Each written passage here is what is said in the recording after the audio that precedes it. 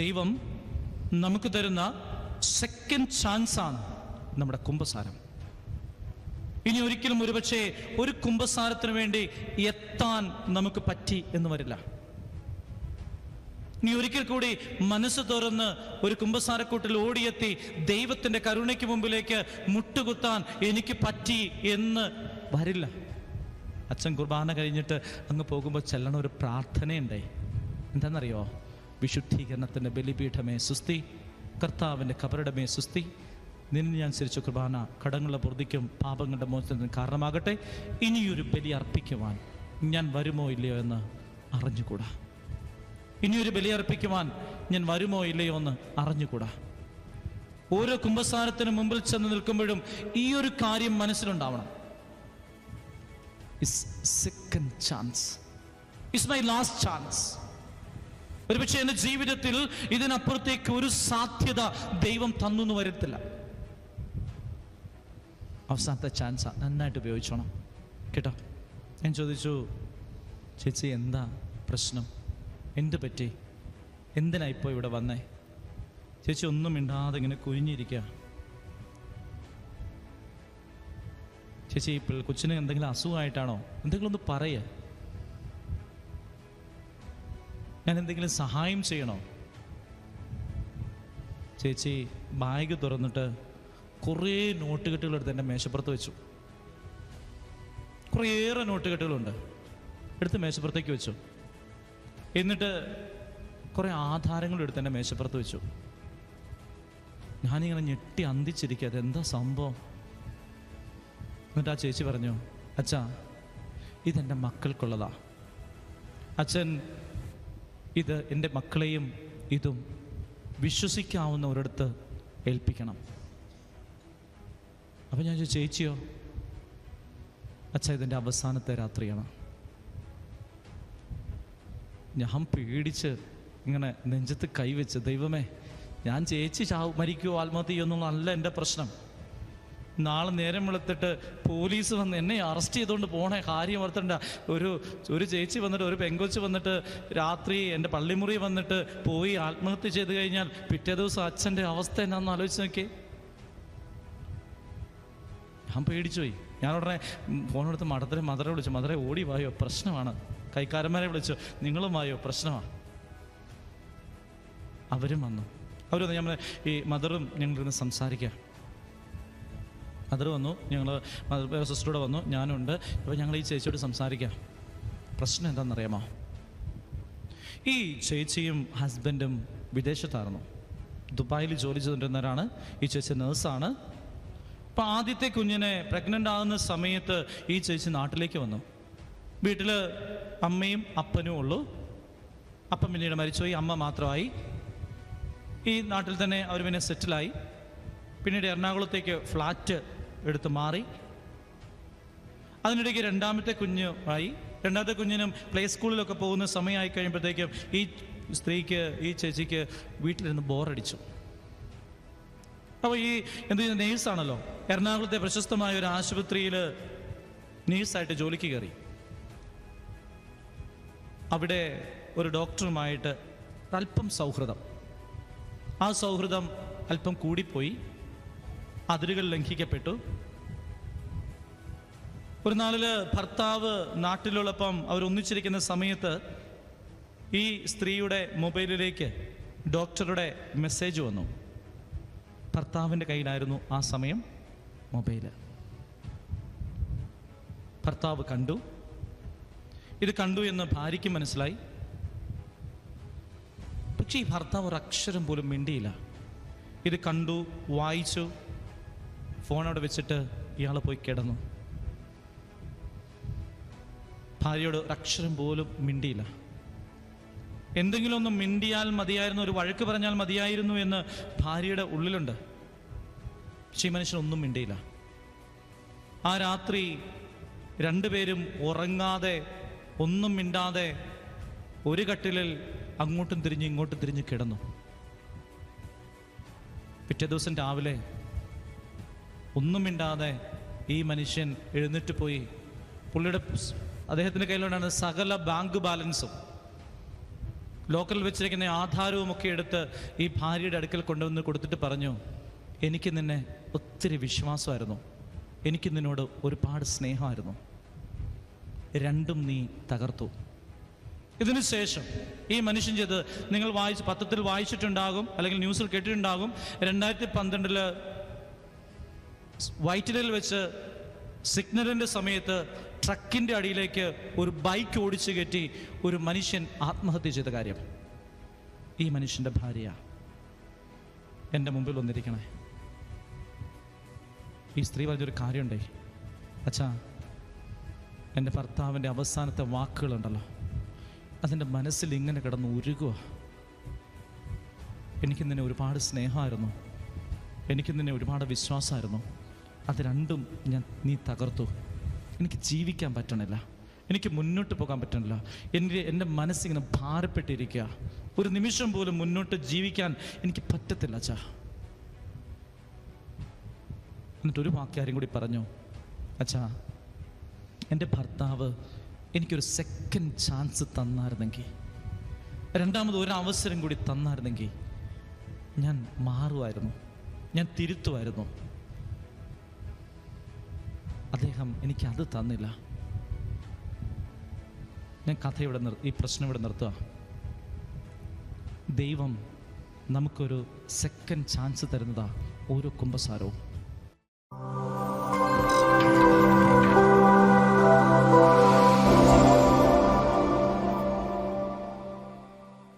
കുമ്പസാരത്തെക്കുറിച്ച് എനിക്കും അത്ര വലിയ ധാരണയൊന്നും ഇല്ലാതിരുന്നൊരു കാലം ഉണ്ടായിരുന്നു.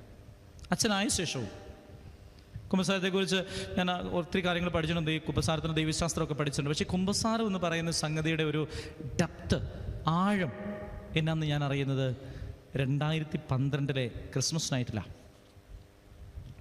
2012 ഞാൻ സേവ്യർപുരം പള്ളിയിൽ വികാരിയായിട്ട് ഞാൻ ചെല്ലുന്ന സമയമാണ്.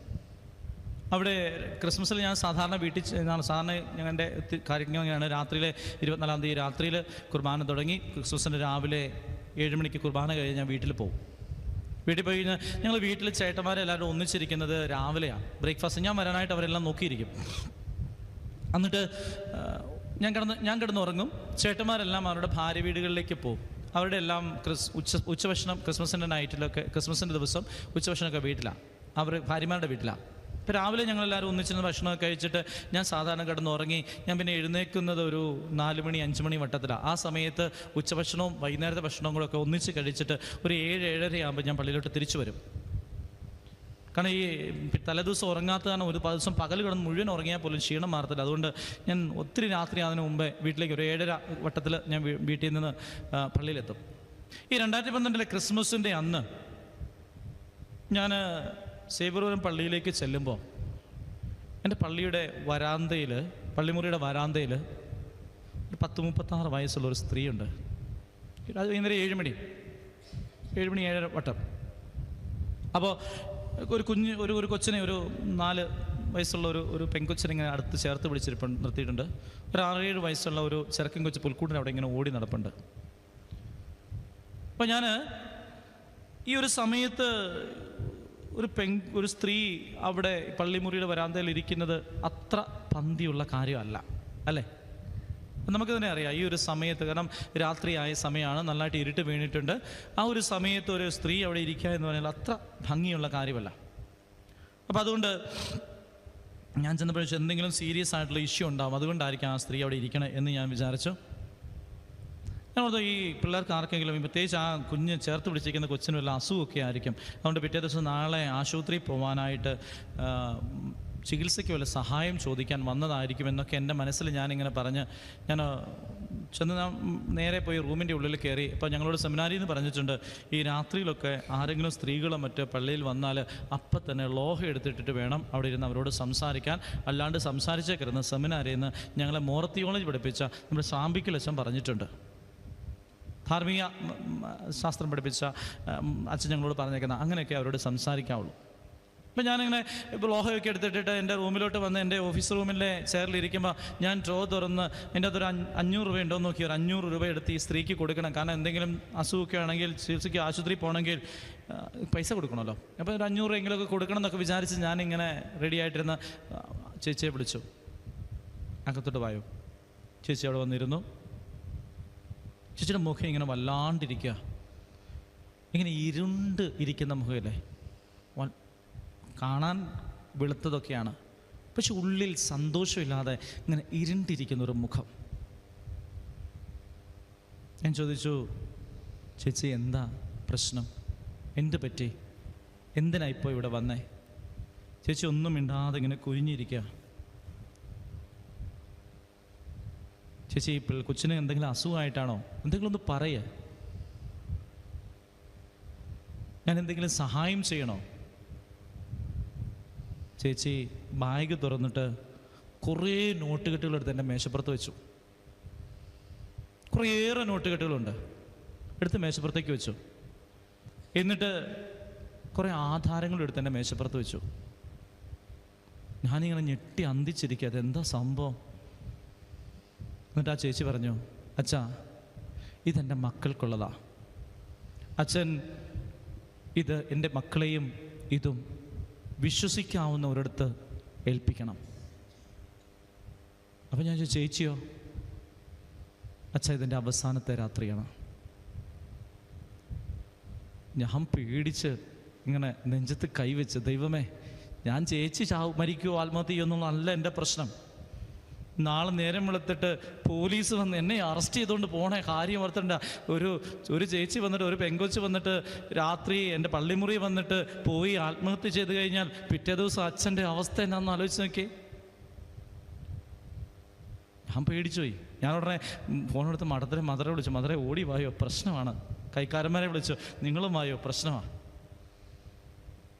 അവരും വന്നു. അവർ വന്ന് നമ്മൾ ഈ മദറും ഞങ്ങളിരുന്ന് സംസാരിക്കുക. മദർ വന്നു, ഞങ്ങൾ മദർ സിസ്റ്ററോടെ വന്നു, ഞാനുണ്ട്. അപ്പോൾ ഞങ്ങൾ ഈ ചേച്ചിയോട് സംസാരിക്കുക. പ്രശ്നം എന്താണെന്നറിയാമോ? ഈ ചേച്ചിയും ഹസ്ബൻഡും വിദേശത്തായിരുന്നു, ദുബായിൽ ജോലി ചെയ്തുകൊണ്ടിരുന്നവരാണ്. ഈ ചേച്ചി നേഴ്സാണ്. അപ്പോൾ ആദ്യത്തെ കുഞ്ഞിനെ പ്രഗ്നൻ്റ് ആകുന്ന സമയത്ത് ഈ ചേച്ചി നാട്ടിലേക്ക് വന്നു. വീട്ടിൽ അമ്മയും അപ്പനും ഉള്ളൂ.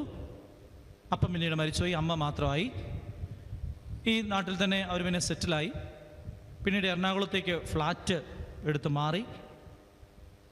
അതിനിടയ്ക്ക് രണ്ടാമത്തെ കുഞ്ഞുമായി. രണ്ടാമത്തെ കുഞ്ഞിനും പ്ലേ സ്കൂളിലൊക്കെ പോകുന്ന സമയമായി കഴിയുമ്പോഴത്തേക്കും ഈ സ്ത്രീക്ക്, ഈ ചേച്ചിക്ക് വീട്ടിലിരുന്ന് ബോറടിച്ചു. അപ്പോൾ ഈ നേഴ്സാണല്ലോ, എറണാകുളത്തെ പ്രശസ്തമായ ഒരു ആശുപത്രിയിൽ നേഴ്സായിട്ട് ജോലിക്ക് കയറി.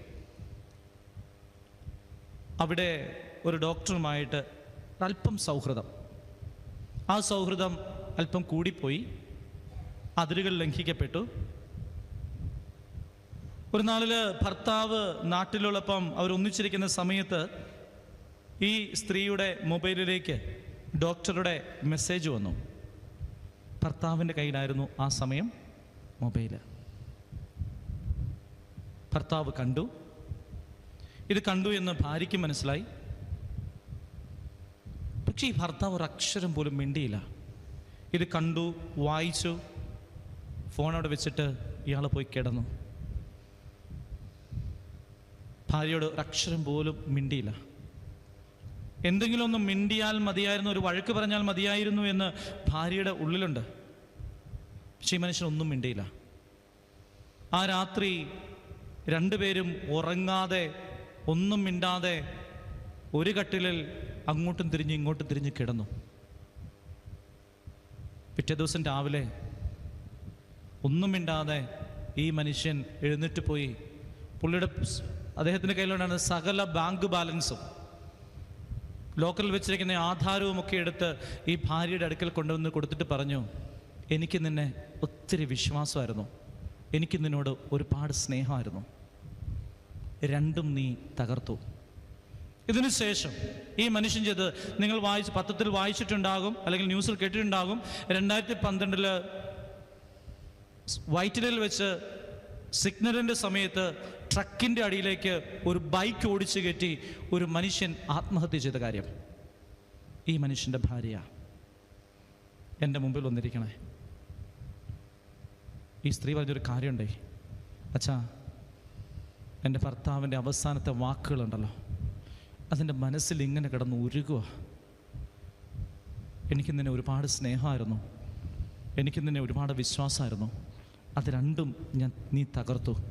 എനിക്ക് ജീവിക്കാൻ പറ്റണില്ല, എനിക്ക് മുന്നോട്ട് പോകാൻ പറ്റണില്ല, എൻ്റെ മനസ്സിങ്ങനെ ഭാരപ്പെട്ടിരിക്കുക, ഒരു നിമിഷം പോലും മുന്നോട്ട് ജീവിക്കാൻ എനിക്ക് പറ്റത്തില്ല അച്ഛാ. എന്നിട്ടൊരു വാക്യം കൂടി പറഞ്ഞു, അച്ഛാ എൻ്റെ ഭർത്താവ് എനിക്കൊരു സെക്കൻഡ് ചാൻസ് തന്നായിരുന്നെങ്കിൽ, രണ്ടാമത് ഒരു അവസരം കൂടി തന്നായിരുന്നെങ്കിൽ ഞാൻ മാറുമായിരുന്നു, ഞാൻ തിരുത്തുമായിരുന്നു. അദ്ദേഹം എനിക്കത് തന്നില്ല. ഞാൻ ഈ പ്രശ്നം ഇവിടെ നിർത്തുക. ദൈവം നമുക്കൊരു സെക്കൻഡ് ചാൻസ് തരുന്നതാ ഓരോ കുമ്പസാരവും. ദൈവം നമുക്ക് തരുന്ന സെക്കൻഡ് ചാൻസാണ് നമ്മുടെ കുമ്പസാരം. ഇനി ഒരിക്കലും ഒരുപക്ഷെ ഒരു കുമ്പസാരത്തിന് വേണ്ടി എത്താൻ നമുക്ക് പറ്റി എന്ന് വരില്ല. ഇനി ഒരിക്കൽ കൂടി മനസ്സ് തുറന്ന് ഒരു കുമ്പസാരക്കൂട്ടിൽ ഓടിയെത്തി ദൈവത്തിൻ്റെ കരുണയ്ക്ക് മുമ്പിലേക്ക് മുട്ടുകുത്താൻ എനിക്ക് പറ്റി എന്ന് വരില്ല. അച്ഛൻ കുർബാന കഴിഞ്ഞിട്ട് അങ്ങ് പോകുമ്പോൾ ചെല്ലണ ഒരു പ്രാർത്ഥനയുണ്ടേ. എന്താണെന്നറിയോ? വിശുദ്ധീകരണത്തിൻ്റെ ബലിപീഠമേ സുസ്തി, കർത്താവിൻ്റെ കബറിടമേ സുസ്തി, നിന്നെ ഞാൻ ചിരിച്ച കുർബാന കടങ്ങളുടെ പൊറുതിക്കും പാപങ്ങളുടെ മോചനത്തിന് കാരണമാകട്ടെ. ഇനിയൊരു ബലി അർപ്പിക്കുവാൻ ഞാൻ വരുമോ ഇല്ലയോ എന്ന് അറിഞ്ഞുകൂടാ. ഇനിയൊരു ബലി അർപ്പിക്കുവാൻ ഞാൻ വരുമോ ഇല്ലയോ എന്ന് അറിഞ്ഞുകൂടാ. ഓരോ കുമ്പസാരത്തിന് മുമ്പിൽ ചെന്ന് നിൽക്കുമ്പോഴും ഈ ഒരു കാര്യം മനസ്സിലുണ്ടാവണം. Second chance is my last chance. ഒരുപക്ഷെ എൻ്റെ ജീവിതത്തിൽ ഇതിനപ്പുറത്തേക്ക് ഒരു സാധ്യത ദൈവം തന്നു എന്ന് വരത്തില്ല. അവസാനത്തെ ചാൻസാണ്. നന്നായിട്ട് ഉപയോഗിച്ചോണം കേട്ടോ, നന്നായിട്ട് ഉപയോഗിക്കണം. നിങ്ങളുടെ എല്ലാം മനസ്സെവിടാന്ന് ആണ് ഇപ്പം എനിക്കറിയാം. കാരണം ആ ചേച്ചിയുടെ അടുത്ത് ആ ചേച്ചി ഉണ്ട്, ജീവിക്കുന്നോ മരിച്ചോ എന്നൊക്കെ നിങ്ങൾ ചിന്തിക്കുന്നുണ്ടാവും. തീർച്ചയായിട്ടും അന്ന് വൈകുന്നേരം സിസ്റ്റേഴ്സ് ആളെ കൊണ്ടുപോയി, ആളെ കൗൺസിലിങ്ങിന് കൊണ്ടുപോയി. ഞാൻ പിന്നെ ഒന്നും ചെയ്തില്ല കേട്ടോ, ഞാൻ അതിൻ്റെ പുറകെ പോയില്ല. പിന്നെ സിസ്റ്റേഴ്സ് എല്ലാം കൈകാര്യം ചെയ്തു. അവർ ഇപ്പോൾ കുറേയേറെ കുഞ്ഞുങ്ങൾക്ക് നല്ല അമ്മയായിട്ട് ഇപ്പോഴും ജീവിക്കുന്നുണ്ട്. ദൈവം തന്ന ഒരു സെക്കൻഡ് ചാൻസ് ആയിട്ട് അതിനെ അവർ മാറ്റിയെടുത്തിട്ടുണ്ട്. അപ്പോൾ ഒരു കുമ്പസാരവും ഓർത്തോണം, സെക്കൻഡ് ചാൻസാണ് ഇത്. ഞാൻ ആമുഖമായിട്ട് കുമ്പസാരത്തെക്കുറിച്ചൊന്ന് പറഞ്ഞു വെച്ചു എന്നേ ഉള്ളൂ. അതുകൊണ്ട് ഇനി ഒരു പക്ഷേ ഒരു കുമ്പസാരത്തിൽ ഇത്രയും മാത്രം ഓർത്താൽ മതി. ഇനി ഒരു ചാൻസ് കൂടി ദൈവം തന്നൊന്നും വരത്തില്ല. അതവിടെ നിൽക്കട്ടെ. എന്താ ജീവിതത്തിൻ്റെ സൗന്ദര്യം? നമ്മുടെ ജീവിതത്തിൻ്റെ സൗന്ദര്യം എന്താ? What makes life beautiful? എന്താ ജീവിതത്തെ സൗന്ദര്യമുള്ളതാക്കുന്നത്? പണം, പ്രശസ്തി, അധികാരം? എൻ്റെ ജീവിതത്തെ സൗന്ദര്യമുള്ളതാക്കണേ? പറയ്. എല്ലാവരും ടെൻഷൻ അടിച്ചു പോയോ? മനസ്സ് ഭാരപ്പെട്ടോ? ജീവിതത്തെ സൗന്ദര്യമുള്ളതാക്കുന്നത് എന്താണെന്നറിയാവോ? സ്വാതന്ത്ര്യ. എൻ്റെ ഉള്ളു സ്വതന്ത്രമായിരിക്കുക എന്നുള്ളതാണ് ജീവിതത്തിൻ്റെ സൗന്ദര്യം അല്ലേ? എൻ്റെ ഉള്ളു സ്വതന്ത്രമായിരുന്നാൽ അത്രയും മനസ്സിൽ സ്വസ്ഥതയുണ്ട്, സമാധാനമുണ്ട്, സന്തോഷമുണ്ട് അല്ലേ? നമ്മളൊക്കെ അന്വേഷിക്കുന്നത് എന്തിനു വേണ്ടിയിട്ടാ? സമാധാനവും സന്തോഷവും സ്വസ്ഥതയും സംതൃപ്തിയും. നമ്മൾ ഭക്ഷണം കഴിക്കണേ എന്തിനാ? എന്തിനാ ഭക്ഷണം? ഇവിടെ നീ എന്തിനാ ഭക്ഷണം കഴിക്കുക? ജോയലെ, നീ എന്തിനാ ഭക്ഷണം കഴിക്കണേ? ജോയലേതാ? ജോയൽ എന്തിനാ ഭക്ഷണം കഴിക്കണേ? എന്തിനാ ഭക്ഷണം? നമ്മൾ എന്തിനാ ഭക്ഷണം കഴിക്കണം? എന്തിനാ? എന്തിനാ ഭക്ഷണം കഴിക്കണേ? വിശപ്പ് മാറാനാ? വിശപ്പ് മാറാനാണ് ഭക്ഷണം കഴിക്കണേ? വിശപ്പ് മാറാനാണ് ഭക്ഷണം കഴിക്കണത് നിങ്ങൾ പറഞ്ഞെങ്കിൽ ഞാൻ സമ്മതിക്കത്തില്ല. കാരണം ഇപ്പോൾ നിങ്ങൾക്ക് എല്ലാവർക്കും 1000 രൂപ വെച്ച് വികാരിച്ചും തരും. ഞാൻ തരത്തില്ല, വികാരിച്ചും തരും എന്ന് ചിന്തിക്കുക, എന്ന് സങ്കല്പിക്കാം. നിങ്ങൾക്ക് എല്ലാവർക്കും 1000 രൂപ വെച്ച് വികാരിച്ചും തരുന്നു. എന്നിട്ട് വികാരിച്ച് നിങ്ങളോട് പറയാണ്, നിങ്ങൾ പുറത്ത് ഹോട്ടലിൽ പോയി നിങ്ങൾ ഭക്ഷണം വാങ്ങിച്ച് കഴിച്ചോളൂ. വിശപ്പ് മാറാനാണ് ഭക്ഷണം കഴിക്കുന്നെങ്കിൽ നിങ്ങൾ ഹോട്ടലിൽ ചെന്ന് എന്ത് പറയും? ചേട്ടാ, എനിക്ക് വിശക്കുന്നുണ്ട്, എൻ്റെ വിശപ്പ് മാറാൻ എന്തെങ്കിലും തായോ എന്ന് പറയും അല്ലേ? വിശപ്പ് മാറാനാണ് ഭക്ഷണം കഴിക്കുമെങ്കിൽ ഞാൻ പറയേണ്ടത് അങ്ങനെയാണ്. പക്ഷെ നിങ്ങൾ അങ്ങനെ പറയുമോ? പിന്നെ എന്താ പറയാൻ പോണേ? ചേട്ടനോട് ചോദിക്കും, ചേട്ടാ ഇവിടെ എന്തൊക്കെ കഴിക്കാനുണ്ട്? ചേട്ടൻ വായിക്കൊള്ളാത്ത കുറേ പേരുകൾ പറയും. നമുക്കിതൊന്നും മനസ്സിലാവത്തില്ല. എന്നിട്ട് ചേട്ടനോട് ചോദിക്കും, ചേട്ടാ ഇതിൽ ഏറ്റവും ടേസ്റ്റുള്ള ഫുഡ് ഏതാ? എന്താ ഈ ടേസ്റ്റുള്ള ഫുഡ്? എന്നെ അത് സന്തോഷിപ്പിക്കുമെന്നുള്ളത് കൊണ്ടാണ്. എന്നെ അത് സന്തോഷിപ്പിക്കുമെന്നുള്ളത് കൊണ്ടാണ് ഏറ്റവും ടേസ്റ്റ് ഉള്ളത് ഞാൻ നോക്കണേ. നമ്മൾ ജീവിതത്തിൽ അന്വേഷിക്കുന്നത് മുഴുവൻ സന്തോഷവും സംതൃപ്തിയും സമാധാനവുമാണ്, അല്ലേ? ആണ്. നമ്മൾ പൈസ ഉണ്ടാക്കും, ഒരു കള്ളുകുടിയും ചേട്ടനോട്, ചേട്ടാ എന്തിനാ കള്ളു കുടിക്കണേ? അച്ഛാ ഒരു സന്തോഷത്തിനാ അച്ഛാ, അല്ലേ? അതല്ലേ പറയണേ. സമാധാനത്തിനാ അച്ഛാ കള്ളു കുടിക്കണേ, ഇതല്ലേ പറഞ്ഞുകൊണ്ടിരിക്കണേ. ഇപ്പം സന്തോഷവും സമാധാനവും സംതൃപ്തിയും തന്നെയാണ് നമ്മൾ ജീവിതത്തിന് എല്ലായിടത്തും. പണം ഉണ്ടാക്കുന്ന മനുഷ്യൻ എന്തിനാ? പണം ഉണ്ടാക്കിയ സന്തോഷം കിട്ടും, സംതൃപ്തി കിട്ടും, ജീവിതം സ്വസ്ഥമാകുമെന്ന് ചിന്തിക്കുന്നത് കൊണ്ടല്ലേ നമ്മൾ പണത്തിൻ്റെ പുറകെ ഓടണേ, അല്ലേ? ആണ്.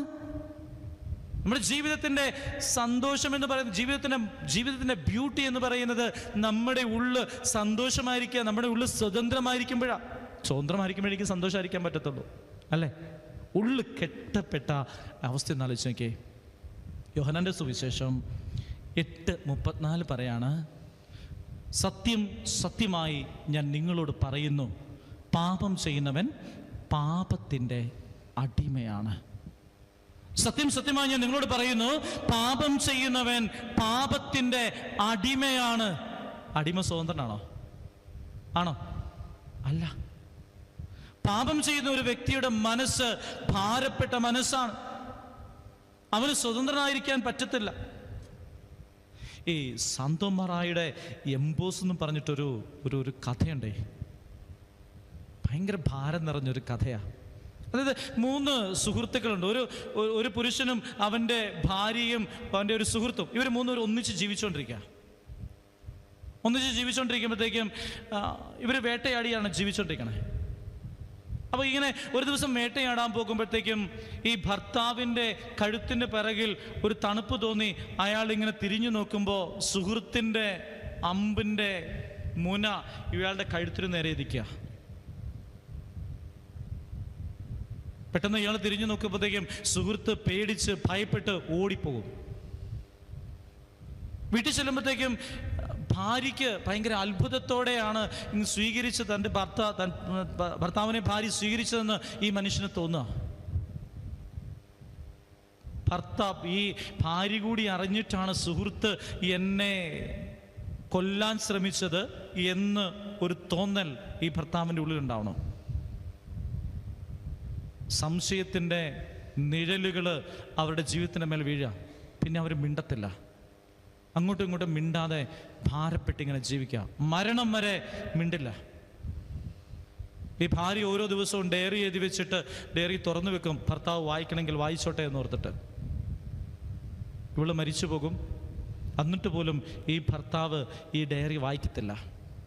ഉള്ളിൽ ഭാരപ്പെട്ട് ഈ മനുഷ്യനിങ്ങനെ ജീവിക്കുക. ഒരു നാളിൽ ഈ സുഹൃത്ത് തിരിച്ചു വരുമ്പോൾ ഈ ഡയറി എടുത്തിട്ട് ഈ ഭർത്താവ് ഈ സുഹൃത്തിൻ്റെ കയ്യിലേക്ക് കൊടുക്കും. നിനക്ക് വേണ്ടി എൻ്റെ ഭാര്യ എഴുതി വെച്ച കുറിപ്പുകൾ ദേ ഇതിൻ്റെ ഡയറിക്കുള്ളിലുണ്ട്, ഞാനൊരു വാക്ക് പോലും വായിക്കാതെ സൂക്ഷിച്ചു വെച്ചിട്ട് നിനക്ക് വേണ്ടി എടുത്തു കൊടുക്കും. ഈ മനുഷ്യന് മുഴുവൻ വായിച്ചു നോക്കിയിട്ട് പറയും, സുഹൃത്തെ, എനിക്കല്ല നിനക്ക് വേണ്ടി എഴുതിയതാ. വായിച്ചു നോക്കാതെ ഇയാൾ ഈ ഡയറി കനലിൻ്റെ ഉള്ളിലേക്കിടും, തീക്കുള്ളിലേക്കിടും. എന്തൊരു ഭാരമാണ് ഉള്ളിൽ സൂക്ഷിക്കണം, അല്ലേ? നമ്മളൊക്കെ ജീവിതത്തിൽ എന്തുമാത്രം ഭാരപ്പെട്ട് ജീവിക്കുന്ന മനുഷ്യരാ. ഈശോ പറയുന്നു, പാപം ചെയ്യുന്ന ഓരോ മനുഷ്യനും പാപത്തിൻ്റെ സത്യം സത്യമായി ഞാൻ നിങ്ങൾ സത്യം എന്നൊക്കെ ആവർത്തിക്കുമ്പോൾ ഓർത്തോണം, ഇത് വളരെ ഇമ്പോർട്ടൻ്റ് ആയിട്ടുള്ള കാര്യമാണ്, അല്ലെ? 2 ആവർത്തിച്ച് പറയുക, സത്യം സത്യമായി ഞാൻ നിങ്ങളോട് പറയുന്നു, പാപം ചെയ്യുന്നവൻ പാപത്തിൻ്റെ അടിമയാണ്. അവനെങ്ങനെ സ്വതന്ത്രനാകാൻ പറ്റണേ? ഏറ്റു പറയുമ്പോൾ താറാവിൻ്റെ കഥ അറിയത്തില്ലേ? താറാവിൻ്റെ കഥ കേട്ടിട്ടുണ്ട്. താറാവിനെ മേടിച്ച് അപ്പൻ പിള്ളേർക്ക് താറാവിനെ മേടിച്ചു കൊടുത്ത കഥ അറിയത്തില്ലേ? എല്ലാ ധ്യാനഗുരുക്കന്മാരും സാധാരണ കേട്ടിട്ടില്ലേ? താറാവിനെ മേടിച്ചു കൊടുത്ത കഥ കേട്ടിട്ടില്ലേ? 9 വയസ്സുള്ള പെങ്കൊച്ച് എയ്മി, 6 വയസ്സുകാരൻ സജിൻ, 2 പേരും അപ്പൻ്റെ അമ്മയുടെയും പുന്നാരകളാണ്. അവധിക്കാലമായപ്പോഴത്തേക്കും അപ്പനും അമ്മയും എന്ത് ചെയ്തു? 2-3 താറാങ്കുഞ്ഞുങ്ങളെ മേടിച്ച്, ഈ പിള്ളേർ അവധിക്കാലം വെറുതെ നടക്കണ്ട, താറാങ്കുഞ്ഞുങ്ങളെ പുറത്ത് നടന്നോട്ടെ നോർത്തിട്ട് താറാങ്കുഞ്ഞുങ്ങളെ മേടിച്ചു കൊടുത്ത്. ശനിയാഴ്ചയാണ് മേടിച്ചു കൊടുത്തത്. ഇത് ഇങ്ങനെ ഈ പിള്ളേർ എന്താ ചെയ്യുന്നുണ്ടെങ്കിൽ ഈ താറാങ്കുഞ്ഞുങ്ങളുടെ പുറകെ ഇങ്ങനെ നടക്കുകയാണ്. രാത്രിയായി, വൈകുന്നേരമായി. ഈ പിള്ളേരെ കുളിപ്പിച്ച് ഒന്ന് അകത്ത് കയറ്റി ഇരുത്തണമല്ലോ, പ്രാർത്ഥിക്കണമല്ലോ, ഭക്ഷണം കൊടുക്കണമല്ലോ. അതുകൊണ്ട് എന്ത് ചെയ്തു? അപ്പനെടുത്ത് താറാകുഞ്ഞുങ്ങളൊക്കെ എടുത്തിട്ട് കൊട്ടയ്ക്കയുടെ അടിയിലിട്ടിട്ട് കൊട്ടയുടെ മുകളിൽ ഒരു വെള്ളിക്കാട്ടം കല്ലും കയറ്റി വെച്ച്, ഇനി കുറുക്കനോ പട്ടിയോ ഒന്നൊന്നും എടുത്തുകൊണ്ട് പോകലല്ലോ. അതുകൊണ്ട് വലിയൊരു കല്ലൊക്കെ കയറ്റി വെച്ചിട്ട് ഈ താറാകുഞ്ഞുങ്ങളെ മൂടി വെച്ചു. രാത്രി ഇവർ കിടന്ന് ഉറങ്ങുമ്പോൾ ഇവരുടെ ചിന്ത എന്താണ്? ഇവരുടെ ചിന്ത എന്താ? താറാവാ. ഈ പിള്ളേരുടെ ചിന്ത താറാവാ. നേരം വെളുത്തു, അപ്പനും അമ്മയും, ഞായറാഴ്ചയാണ്, നേരം വെളുത്തു, അപ്പനും അമ്മയും പള്ളിയിൽ പോയി. ഈ 2 കുഞ്ഞുങ്ങളും വല്യപ്പനും വീട്ടിലുണ്ടു. ഇവൻ ഈ ചെറുക്കൻ എഴുന്നേറ്റ് കഴിയുമ്പോഴേ അവൻ ആദ്യം ചെയ്യുന്ന പരിപാടി എന്തായിരിക്കും? ആദ്യം ചെയ്യുന്ന പരിപാടി എന്നാ? അവൻ കിടക്കപ്പായെന്ന് എന്നിട്ട് നേരെ ചെല്ലുന്നത് ഈ താറാവിനെ മുടിയിരിക്കുന്ന കൊട്ടയുടെ അടുത്തേക്കാണ്. അല്ലെ, സ്വാഭാവികമായിട്ട് അവൻ ചെയ്യുന്ന പരിപാടി അത്. കാരണം അവൻ്റെ രാത്രി അവൻ്റെ കിടക്കുന്നപ്പോൾ അവൻ്റെ മനസ്സ് മുഴുവൻ ഈ താറാകുഞ്ഞുങ്ങളാണ്. ഇവൻ നോക്കിയിട്ട് ഈ കല്ല് പൊക്കാൻ നോക്കിയിട്ട് ഒരു രക്ഷയില്ല. അവൻ ഉരുട്ടി താഴെയിടാൻ നോക്കി, പൊക്കിയെടുത്ത് മാറ്റാൻ നോക്കി. ഭയങ്കര ബൈറ്റ് ആയതുകൊണ്ട് അവൻ പൊക്കാൻ പറ്റണില്ല. അവൻ ഒരു വിധത്തിൽ അവൻ കൊട്ടയുടെ സൈഡിൽ പിടിച്ച് പൊക്കിയിട്ട് ഒരു താറാകുഞ്ഞിനെ അകത്തോട്ട് കൈയിട്ട് ഇങ്ങനെ വലിച്ചിഞ്ഞെടുത്ത്. പാവൻ ചത്തുപോയി, താറാകുഞ്ഞ് ചത്തുപോയി. ഇത് കണ്ടുകൊണ്ടാണ് ചേച്ചിയുടെ വരവ്. ചേച്ചി എന്നാ പറയും? ചേച്ചി എന്ന് പറയൂടാ, അയ്യടി മനമേ തീപ്പെട്ടിക്കോലെ ഒരയ്ക്കുമ്പോ കത്തും ഇല്ലേ? അവളത് പറയും. എന്നിട്ട് പറയും, നിനക്കിട്ട് ഞാൻ വാങ്ങിത്തരൂടാ, അപ്പനിങ്ങ് വരട്ടെ, നിനക്കിട്ട് ഞാൻ വെച്ചിട്ടുണ്ട്. ഇവൻ പറയും, ചേച്ചി ചേച്ചി ചേച്ചി ചേച്ചി പ്ലീസ് ചേച്ചി പറയല്ലേ ചേച്ചി, please please please please please, ഞാൻ എന്നാ വേണമെങ്കിലും തരാം ചേച്ചി. അവള് നേരെ നിൽക്കും, എന്നാ വേണമെങ്കിലും തരുമോ? തരും. എന്നാൽ നിന്റെ കുടുക്കിക്കകത്ത പൈസ മുഴുവൻ എനിക്ക് വേണം. അവൾ ഡിമാൻഡ് വെച്ചു. ഇവൻ എന്ത് ചെയ്തു? പാവം വല്ലവരും ഒക്കെ കൊടുത്ത് ഇത്തിരി പൈസ ഒക്കെ പോക്കറ്റ് മണി കിട്ടുന്നതൊക്കെ സൂക്ഷിച്ച് വെച്ച ഒരു കുടുക്കിക്കകത്ത ആ കുടുക്ക മുഴുവൻ ഇങ്ങനെ കൊടുക്കും. ഓക്കെ, നോക്കാം. പള്ളിയിൽ കുർബാന കഴിഞ്ഞു. അപ്പനും അമ്മയും കൂടെ വീട്ടിലേക്ക് കയറി വരുന്നത് ഇവൻ കാണുന്നുണ്ട്. ഇവൻ പേടിച്ച് വിറച്ച് ഇങ്ങനെ ഒളിച്ചിരിക്കുക. ചേച്ചി ഇങ്ങനെ വിജയ ആഹ്ലാദത്തോടെ ഇങ്ങനെ നിൽക്കുന്നുണ്ട്. വീട്ടിൽ വന്നു.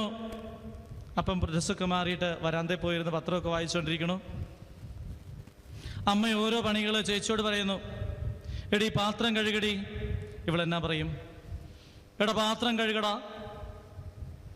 പറ്റത്തില്ലെന്ന് പറഞ്ഞാലോ? എടാ താറാവുന്നൊരു ഒറ്റ ഡയലോഗ് പറഞ്ഞാൽ മതി. ഇവളുടെ പണികൾ മുഴുവൻ ഇവനെ കൊണ്ട് ചെയ്യിക്കുക. പാവം കഷ്ടപ്പെട്ടത് മുഴുവൻ ചെയ്തുകൊണ്ടിരിക്കുക. അവസാനം മടുത്തു കഴിയുമ്പം ഇവൻ എന്ത് ചെയ്യുന്നറിയാമോ? ഇവൻ ചെന്ന് അപ്പൻ്റെ അടുക്കൽ ചെന്നിട്ട് ഇങ്ങനെ നിൽക്കും. അപ്പാ അപ്പാ അപ്പാ അതെ അപ്പാ, ഞാനൊരു കാര്യം പറയട്ടെ. നീ പറഞ്ഞോടാ. അപ്പം പറയും, നീ പറഞ്ഞോ, എന്താ നിനക്ക് പറയാനുള്ളത്? പറഞ്ഞോ.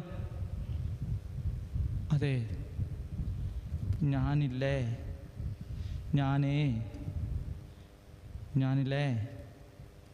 ഇന്നേ താറാവിനെ എടുത്തപ്പോഴേ താറാവേ ചത്തുപോയി അല്ലേ?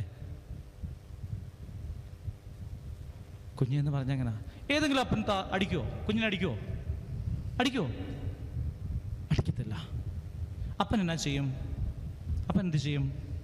അപ്പം ഞങ്ങൾ ചേർത്ത് പിടിക്കും, എന്നിട്ടൊരു മുത്തം കൊടുക്കും, എന്നിട്ട് പറയും, സാരില്ല പോട്ടെ, നമുക്ക് വേറെ മേടിക്കാന്നേ പറയത്തില്ലേ? ഈ സമയത്ത് ചേച്ചി അവനെ വിളിച്ചിട്ട് അടുത്ത പണി ഏൽപ്പിച്ചാൽ അവൻ എന്നാ പറയും? പോടി മറ്റവളെ, നിന്റെ താറാവ് പറയത്തില്ലേ? അവൻ്റെ മനസ്സ് ഫ്രീ ആയി.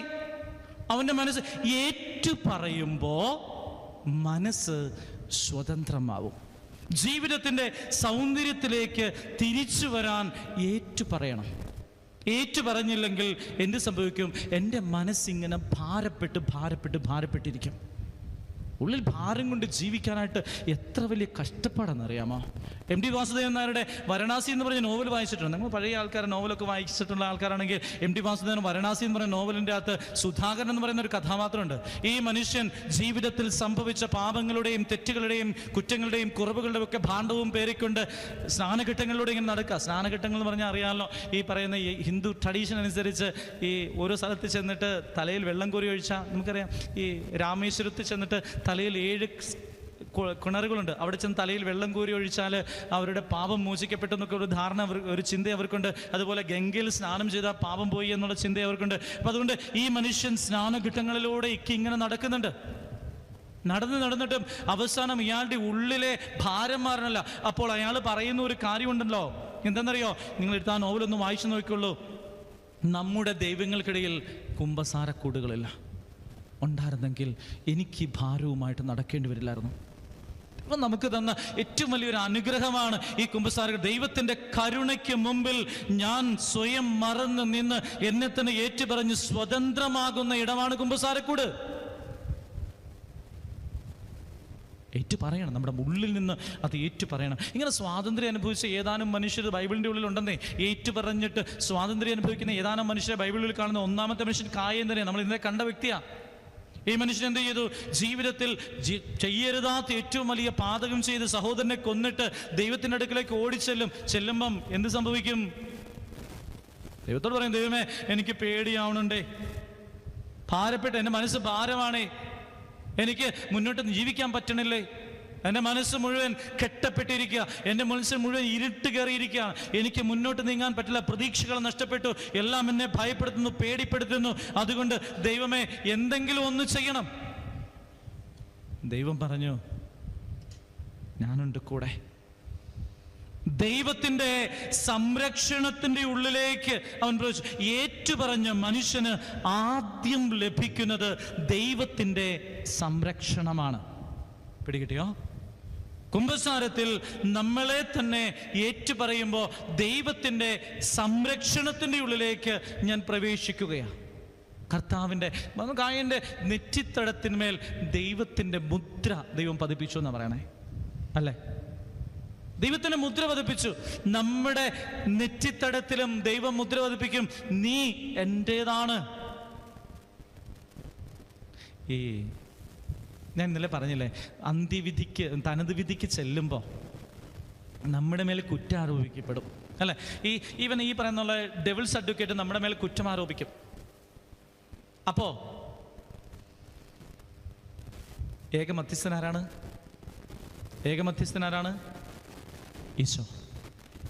ഈശോ എനിക്ക് വേണ്ടി മധ്യസ്ഥം പറയുന്ന വേറെ ആർക്കും എനിക്ക് വേണ്ടി മധ്യസ്ഥം പറയാൻ പറ്റില്ലാത്ത ഒരു സമയം എപ്പോഴാണെന്നറിയാമോ? എൻ്റെ ഈ അന്ത്യവിധിയുടെ സമയത്താ, അല്ല തനത് വിധിയുടെ സമയത്ത്. അപ്പം ഞാൻ അനുതപിച്ച് ഏറ്റുപറഞ്ഞ് വിശുദ്ധ കുർബാനയിൽ സമർപ്പിച്ച ഒരു പാപം, അതേക്കുറിച്ച് ഈ ഡെവിൾസ് അഡ്വക്കേറ്റ് എനിക്ക് വേണ്ടി അവകാശവാദം പറയുമ്പോൾ ഈശോ ഇവനോട് പറയുന്ന ഒരു കാര്യമുണ്ട്. എന്താണെന്നറിയാമോ? ഇവൻ അത് ഏറ്റുപറഞ്ഞതാണ്, അവന് വേണ്ടി ഞാൻ പരിഹാരം ചെയ്തിട്ടുണ്ട്, എൻ്റെ ജീവൻ ബലിയായി അർപ്പിച്ച് ഞാൻ ഇവന് വേണ്ടി പരിഹാരം ചെയ്തിട്ടുണ്ട്, അതുകൊണ്ട് ഈ പാപത്തിൻ്റെ മേൽ നിനക്ക് അവകാശമില്ല. പിടികിട്ടിയോ? അപ്പം ഞാൻ ഏറ്റുപറയുന്ന ഓരോ പാപവും, ഞാൻ ഏറ്റുപറയുന്ന ഓരോ പാപത്തിനു വേണ്ടിയും ദൈവം എനിക്ക് വേണ്ടി ഈശോ എനിക്ക് വേണ്ടി മധ്യസ്ഥം വഹിക്കും. പിടികിട്ടിയോ? ഈ ആദ്യത്തിൻ്റെ അവയുടെയും പ്രശ്നം എന്താ? അവൻ ദൈവത്തിൻ്റെ സംരക്ഷണത്തിൽ നിന്നും പുറത്താകപ്പെട്ട മനുഷ്യ. ഞാൻ പറഞ്ഞു, ദൈവത്തിൻ്റെ പാപം ഏറ്റുപറയുന്ന മനുഷ്യന് ദൈവത്തിൻ്റെ സംരക്ഷണം കിട്ടും. ഈ ആദവും ഹവ്വയും ദൈവത്തിൻ്റെ സംരക്ഷണത്തിൽ നിന്നും പറുദീസയ്ക്ക് പുറത്തേക്ക് പോയ മനുഷ്യരാണ്. എന്തായിരുന്നു അവിടെ പ്രശ്നം? അവരുടെ പ്രശ്നം എന്താ? യഥാർത്ഥത്തിൽ അവരുടെ തെറ്റെന്താ? അവരനുസരണക്കേട് കാണിച്ചു എന്നുള്ളതാണോ തെറ്റ്? ആണോ? അവർ ദൈവം പഴം പറിക്കരുത് എന്ന് പറഞ്ഞിരുന്ന പഴം പറിച്ച് അവർ തിന്നു, അതാണോ തെറ്റ്? അത് തെറ്റ് തന്നെയാണ്. പക്ഷേ അവരുടെ ജീവിതത്തെ അവർക്ക് നഷ്ടപ്പെടുത്തിയത് അതല്ല. അവർ ബലഹീനരാണെന്നും അവർക്ക് തെറ്റ് സംഭവിക്കാമെന്നും ഒക്കെ അവർക്കറിയാം, ദൈവത്തിനറിയാം. പക്ഷേ അവർ വേറൊരു മിസ്റ്റേക്ക് ചെയ്തു. എന്താണെന്നറിയോ? മുമ്പിൽ ചെന്ന് നിന്നില്ല. അവർ ഒളിച്ചിരുന്നു. അവരെ വിളിച്ച് ദൈവം മുമ്പിൽ നിർത്തി കഴിയുമ്പോൾ അവർ പറയുന്ന വാക്കുകളൊന്ന് ശ്രദ്ധിച്ചേ. അതെ, ആദം പറഞ്ഞു, ദൈവമേ എൻ്റെ പ്രശ്നമൊന്നുമല്ലത്, ഇത് ഞാൻ കാരണം സംഭവിച്ചൊന്നുമല്ല. നീ എനിക്ക് ഇണയായി തുണയായി തന്ന എൻ്റെ വാരിയിലെടുത്ത് നീ ഉണ്ടാക്കി തന്ന ഈ സാധനം ഇവളാണ് കാരണം. എൻ്റെ പ്രശ്നമൊന്നുമല്ല, അത് അവളുടെ കാരണമാണ്. അവളാണ് എനിക്കത് തന്നത്. അവളെന്നാ പറയണേ? അല്ല പൊന്നു തമ്പുരാൻ, ഇതൊക്കെ എനിക്ക് അറിയാൻ പാടില്ലായിരുന്നു. എന്നോട് പറഞ്ഞിട്ടില്ല, ഇങ്ങേരോടല്ലേ പറഞ്ഞിരുന്നത്, എന്നോടിതൊന്നും പറഞ്ഞില്ലായിരുന്നു. അതുകൊണ്ട് ഞാൻ ഈ പാമ്പിൻ്റെ വാക്ക് കേട്ടപ്പോൾ ഞാൻ ഓർത്ത് ശരിയാന്ന് അങ്ങ് ഓർത്തു പോയെന്നേ. അത് കാഴ്ചയ്ക്ക് കൗതുകം തോന്നി, അത് സ്വാദുള്ളതാണെന്ന് ഈ പാമ്പ് പറഞ്ഞപ്പോൾ എന്നാൽ പിന്നെ സ്വാദുള്ളതാണ്, ഒന്ന് കടിച്ചു നോക്കാമെന്ന് ഓർത്തുണ്ട്. ഞാൻ ഒറ്റ കടിയേ ഞാൻ കടിച്ചുള്ളന്നേ. പാമ്പാ കാരണം ഞാനല്ല. സ്വന്തം തെറ്റിനെ അംഗീകരിക്കാതെ ആരോപണങ്ങൾ നടത്തിക്കൊണ്ടിരിക്കണം അല്ലേ? ആദവും അവയും പറുദീസയ്ക്ക് പുറത്താകാൻ കാരണം സ്വന്തം പാപത്തിൻ്റെ മുന്നിൽ നിന്നിട്ട് ദൈവത്തിൻ്റെ മുന്നിലേക്ക് സ്വന്തം പാപങ്ങളെ ഏറ്റുപറയാൻ മനസ്സില്ലാണ്ട് പോയി. അവർ ദൈവത്തിൻ്റെ സംരക്ഷണത്തിന് പുറത്തേക്ക് പോയത് അതുകൊണ്ടാ. ഏറ്റുപറഞ്ഞാൽ ഞാൻ ചെയ്ത് തെറ്റാണെന്നുള്ള ബോധത്തോടെ ഏറ്റുപറഞ്ഞാൽ നമുക്ക് ആദ്യം കിട്ടുന്നത് ദൈവത്തിൻ്റെ സംരക്ഷണമാണ്. പിടികിട്ടിയോ? മനസ്സിലായോ? അതുകൊണ്ട് ഈ ദൈവത്തിൻ്റെ സംരക്ഷണത്തിലേക്ക് ഓടിയെത്താനാണ് ദൈവം ഈ കുമ്പസാരക്കൂട്ടിലേക്ക് നമ്മളെ വിളിക്കണേ. ഈ കുമ്പസാരം എന്ന് പറയുമ്പോഴേ നമ്മൾ ചിന്തിക്കണം പാപം എന്നാണ് അല്ലേ? പാപത്തെക്കുറിച്ചല്ല ചിന്തിക്കേണ്ടേ, ദൈവത്തിൻ്റെ സ്നേഹത്തിലേക്ക്, ദൈവത്തിൻ്റെ കരുതലേക്കുള്ള ദൈവത്തിൻ്റെ ക്ഷണമാണത്. അപ്പോൾ പാപം നല്ല ചിന്തിക്കേണ്ട, ദൈവത്തിൻ്റെ സ്നേഹത്തിലേക്കും ദൈവത്തിൻ്റെ കരുതലിലേക്കും ദൈവത്തിൻ്റെ കരുണയിലേക്കുമുള്ള ദൈവത്തിൻ്റെ ക്ഷണമാണ് കുമ്പസാരക്കൂട്. സുഭാഷിതങ്ങളുടെ പുസ്തകം 28:13 പറയാണ്, തെറ്റുകൾ മറച്ചു പിടിക്കുന്നവന് ഐശ്വര്യമുണ്ടാവുകയില്ല, ഏറ്റുപറഞ്ഞ് പരിത്യജിക്കുന്നവന് കരുണ ലഭിക്കും. Hallelujah, hallelujah. സുഭാഷിതം 28:13, തെറ്റുകൾ മറച്ചു പിടിക്കുന്നവന് ഐശ്വര്യമുണ്ടാവുകയില്ല, ഏറ്റുപറയുന്നവന് കരുണ ലഭിക്കും. രണ്ടാമത്തെ മനുഷ്യൻ യാക്കോബാണ്. യാക്കോബ് നേരത്തെ നമ്മൾ പറഞ്ഞ കാര്യം തന്നെയാണ്. യാക്കോബ് തിരിച്ചു ചെന്നിട്ട് ഏസാവിൻ്റെ തോളിൽ കിടന്ന് കരയുന്നുണ്ട്. ദൈവത്തെ ദർശിച്ച സഹോദരനിൽ ദൈവത്തെ ദർശിച്ചത് എപ്പോഴാണ്? അവൻ്റെ പാപങ്ങൾ ഏറ്റുപറഞ്ഞപ്പോൾ, സഹോദരനോട് ഏറ്റുപറഞ്ഞ് മാപ്പ് ചോദിച്ചപ്പോൾ ദൈവത്തെ ദർശിക്കാൻ യാക്കോബിന് സാധിച്ചു. ഒരു പാപം 3 പ്രശ്നങ്ങൾ ഉണ്ടാക്കുന്നുണ്ട്. നമ്മൾ ചെയ്യുന്ന ഏറ്റവും രഹസ്യമായിട്ട് 3 സ്നേഹത്തെ നിഷേധിക്കുന്നുണ്ട്. പത്രോസിൻ്റെ പാപം തന്നെ എടുക്കുക. പത്രോസിൻ്റെ പാപത്തിൽ 3 പ്രശ്നങ്ങളുണ്ട്. പത്രോസിൻ്റെ തെറ്റേതാ? ലാസ്റ്റത്തെ തെറ്റേതാ? തള്ളിപ്പറഞ്ഞു. പത്രോസ് ഈശോയെ തള്ളിപ്പറയുന്നുണ്ട്. 3 പ്രശ്നങ്ങളാണ് പത്രോസ് ചെയ്യണേ. ഒന്നാമത്തെ കാര്യം, 3 പ്രാവശ്യം തള്ളിപ്പറഞ്ഞ് എന്തിനാന്ന് വെച്ചാൽ ഈ 3 പ്രശ്നങ്ങളെ നമ്മുടെ മുമ്പിലേക്ക് വെക്കാൻ വേണ്ടിയിട്ടാണ്. ഒരു പാപത്തിൽ 3 പ്രശ്നങ്ങളുണ്ട്. ലൂക്കായുടെ സുവിശേഷം 22:57 പത്രോസിനോട് ഇന്ന് പറയാണ്, നീയും അവരുടെ കൂട്ടത്തിലുള്ളതല്ലേ എന്ന് ചോദിക്കുമ്പോൾ പത്രോസ് പറയുന്ന മറുപടി എന്താണെന്നറിയാമോ? എന്താ പറയുന്നേ? നീയും അവൻ്റെ കൂട്ടത്തിലുള്ളതല്ലേ എന്ന് ചോദിക്കുമ്പോൾ പത്രോസ് പറയുന്ന മറുപടി ഇതാണ്, ഞാൻ അവനെ അറിയില്ല. ഒരു പാപം ചെയ്യുന്നവൻ ഏറ്റവും ആദ്യം ദൈവത്തെ തള്ളിപ്പറയും. ഞാൻ അവനെ അറിയില്ല. ആരെ അറിയില്ല? ഈശോയെ എനിക്കറിയില്ല. കിട്ടിയോ? ഈശോയെ തള്ളിപ്പറയും. ഇനി രണ്ടാമത് നോക്കുക, ലൂക്കായുടെ സുവിശേഷം 22:58 വീണ്ടും അയാളോട് ചോദിക്കുക, ഈ പത്രോസിനോട് ചോദിക്കുന്നുണ്ട്, നീയും അവൻ്റെ കൂടെ ഉണ്ടായിരുന്നവൻ തന്നെയാണ്. പത്രോസ് പറയുന്നത് എന്താണ്? മനുഷ്യ, ഞാനല്ല. എന്താ പറയണേ? ആദ്യം പറഞ്ഞ ഡയലോഗാണോ പറയുന്നത്? അല്ല, ആദ്യം പറഞ്ഞു എനിക്ക് ദൈവത്തെ അറിയത്തില്ല, എനിക്ക് അവനെ അറിയില്ല. രണ്ടാമത് പറയണ മനുഷ്യ, ഞാനല്ല, എന്നെ തന്നെ ഞാൻ നിഷേധിക്കും. ഞാൻ പറഞ്ഞല്ലോ, ഒരാൾ എപ്പോഴാണ് തെറ്റ് ചെയ്യുന്നത്? അവൻ ആരാണെന്നുള്ള ബോധം നഷ്ടപ്പെടുമ്പോഴാണ്, അല്ലേ? എന്നെ തന്നെ ഞാൻ നിഷേധിക്കുകയാണ്. മൂന്നാമത് ലൂക്കായുടെ സുവിശേഷം 22:60 പറയുകയാണ്, വീണ്ടും ഒരാൾ ഒന്ന് ചോദിക്കുകയാണ്. അപ്പൊ പറയാണ്, മനുഷ്യ, നീ പറയുന്നത് എനിക്കറിയില്ല. നീ പറയുന്നത്. അവൻ ആരെ നിഷേധിച്ചു? നിന്നെ നിഷേധിച്ചു. നമ്മൾ തുടങ്ങിയത് എവിടെയാണെന്നറിയാമല്ലോ? തുടങ്ങിയത് എവിടെയാണ്? 3 ചോദ്യങ്ങൾ. ദൈവം ക്ഷണിച്ച 3 ചോദ്യങ്ങൾ. ഒന്ന്, ദൈവത്തെ അറിയണം, നമ്മളെ അറിയണം, സഹോദരൻ്റെ സ്നേഹത്തെ അറിയണം. പത്രോസ് നിഷേധിച്ചു നോക്കിയേ, ഈ 3 കാര്യങ്ങളല്ലേ? 3 പ്രാവശ്യമായിട്ട് പത്രോസ് നിഷേധിച്ച 3 കാര്യങ്ങളാണ്. അവനെ എനിക്കറിയത്തില്ല, ദൈവത്തെ അറിയത്തില്ല, മനുഷ്യ ഞാനല്ല, എന്നെ നിഷേധിച്ചു, മനുഷ്യ നീ പറയുന്നത് എനിക്കറിയത്തില്ല, സഹോദരനെ നിഷേധിച്ചു. ഏത് തെറ്റിനും ഈ 3 പ്രശ്നങ്ങളുണ്ട്. സഹോദരൻ നിഷേധിക്കും, അവൻ്റെ നന്മയും അവൻ്റെ സ്നേഹവും നിഷേധിക്കുമ്പോഴല്ലേ ഞാൻ തെറ്റ് ചെയ്യണേ. അപ്പോൾ ഈ ഏസാവ് ചെന്നിട്ട്, യാക്കോബ് ചെന്നിട്ട് ഏസാവിൻ്റെ അടുക്കൽ ചെന്ന് നോക്കുമ്പോൾ ഏസാവിൻ്റെ മുഖം എങ്ങനെയാണ്? ദൈവത്തെ, സഹോദരനിൽ ദൈവത്തെ കാണണമെങ്കിൽ പാപമില്ലാത്ത അവസ്ഥ വേണം. എൻ്റെ മുമ്പിൽ നിൽക്കുന്ന മനുഷ്യനിൽ ദൈവത്തിൻ്റെ ആത്മാവ് കുടികൊള്ളുന്നു എന്ന് എനിക്ക് തിരിച്ചറിഞ്ഞ് അവനെ സ്നേഹിക്കണമെങ്കിൽ, അവനിൽ ദൈവത്തെ കാണണമെങ്കിൽ ഞാൻ വിശുദ്ധിയിലായിരിക്കണം. ദൈവത്തിൻ്റെ കണ്ണിലൂടെ കാണാൻ പറ്റണം എനിക്ക്. അപ്പോൾ ഏറ്റു പറയുമ്പോൾ രണ്ടാമത്തെ കാര്യം, ദൈവത്തെ എനിക്ക് കാണാൻ പറ്റും. മൂന്നാമത്തേത് ദാവീദ് രാജാവാണ്. ദാവീദ് ഏറ്റു പറയുന്നുണ്ട്. ദാവീദിന് പറ്റിയ പ്രശ്നത്തെക്കുറിച്ച് ഇച്ചിരി മുമ്പേ നമ്മൾ പറഞ്ഞു. ദാവീദ് തൻ്റെ ശരീരത്തിൽ ഇടറിപ്പോയ മനുഷ്യനാണ്. അലസത കാണിച്ചു. ഞാൻ പറഞ്ഞു കുറേ കാര്യങ്ങൾ, പ്രശ്നങ്ങൾ, കുറേ തെറ്റുകളിലൂടെ അവൻ പോകുന്നു, അലസമായിട്ടിരിക്കുന്നു. അവൻ എന്ത് ചെയ്യുന്നു? കാണരുതാത്ത കാഴ്ച കാണുന്നു, മോഹം അവൻ്റെ ഉള്ളിലുണ്ടാവുന്നു. മോഹത്തിൽ നിന്നും അവൻ വ്യഭിചാരത്തിലേക്ക് പോകുന്നു, അവിടെ നിന്ന് ഗൂഢാലോചന നടത്തുന്നു, ഗൂഢാലോചന കൊലപാതകം നടത്തുന്നു, അല്ലേ? ഇത് കഴിയുമ്പോൾ, ഈ പ്രശ്നങ്ങളെല്ലാം കഴിയുമ്പോൾ ദാവീദ് ദൈവത്തിൻ്റെ അടുക്കിലേക്കുള്ളൊരു വരവുണ്ട്. സങ്കീർത്തനം 51. ഈ തെറ്റ് ചെയ്ത് ദാവീദ് എഴുതുന്ന സങ്കീർത്തനം 51 എന്താണെന്നറിയാമോ? അതിൻ്റെ ഉള്ളിൽ 10ഉം 11ഉം വാക്യങ്ങൾ നമ്മളൊന്നും ശ്രദ്ധിക്കുന്നതല്ല. ഈ സങ്കീർത്തനം 51, ഈ തെറ്റ് ചെയ്ത് ദാവീദ് എഴുതി വെച്ചിരിക്കുന്ന ഈ സങ്കീർത്തനം 51-ൽ 10ഉം 11ഉം വാക്യങ്ങൾ ഇങ്ങനെ എഴുതി വെച്ചിരിക്കുന്നത്: ഒരു നവചൈതന്യം എൻ്റെ ഉള്ളിൽ നവീകരിക്കണമേ, അങ്ങയുടെ ആത്മാവിനെ എന്നിൽ നിന്നും എടുത്തു കളയരുതേ. ദൈവം ഈ ദാവീദ് നിലവിളിച്ച് പ്രാർത്ഥിക്കുന്ന ഒരു കാര്യം എന്താണെന്നറിയാമോ? അങ്ങയുടെ ചൈതന്യത്തെ എന്നിൽ നിന്നും എടുത്ത് കളയരുതേ.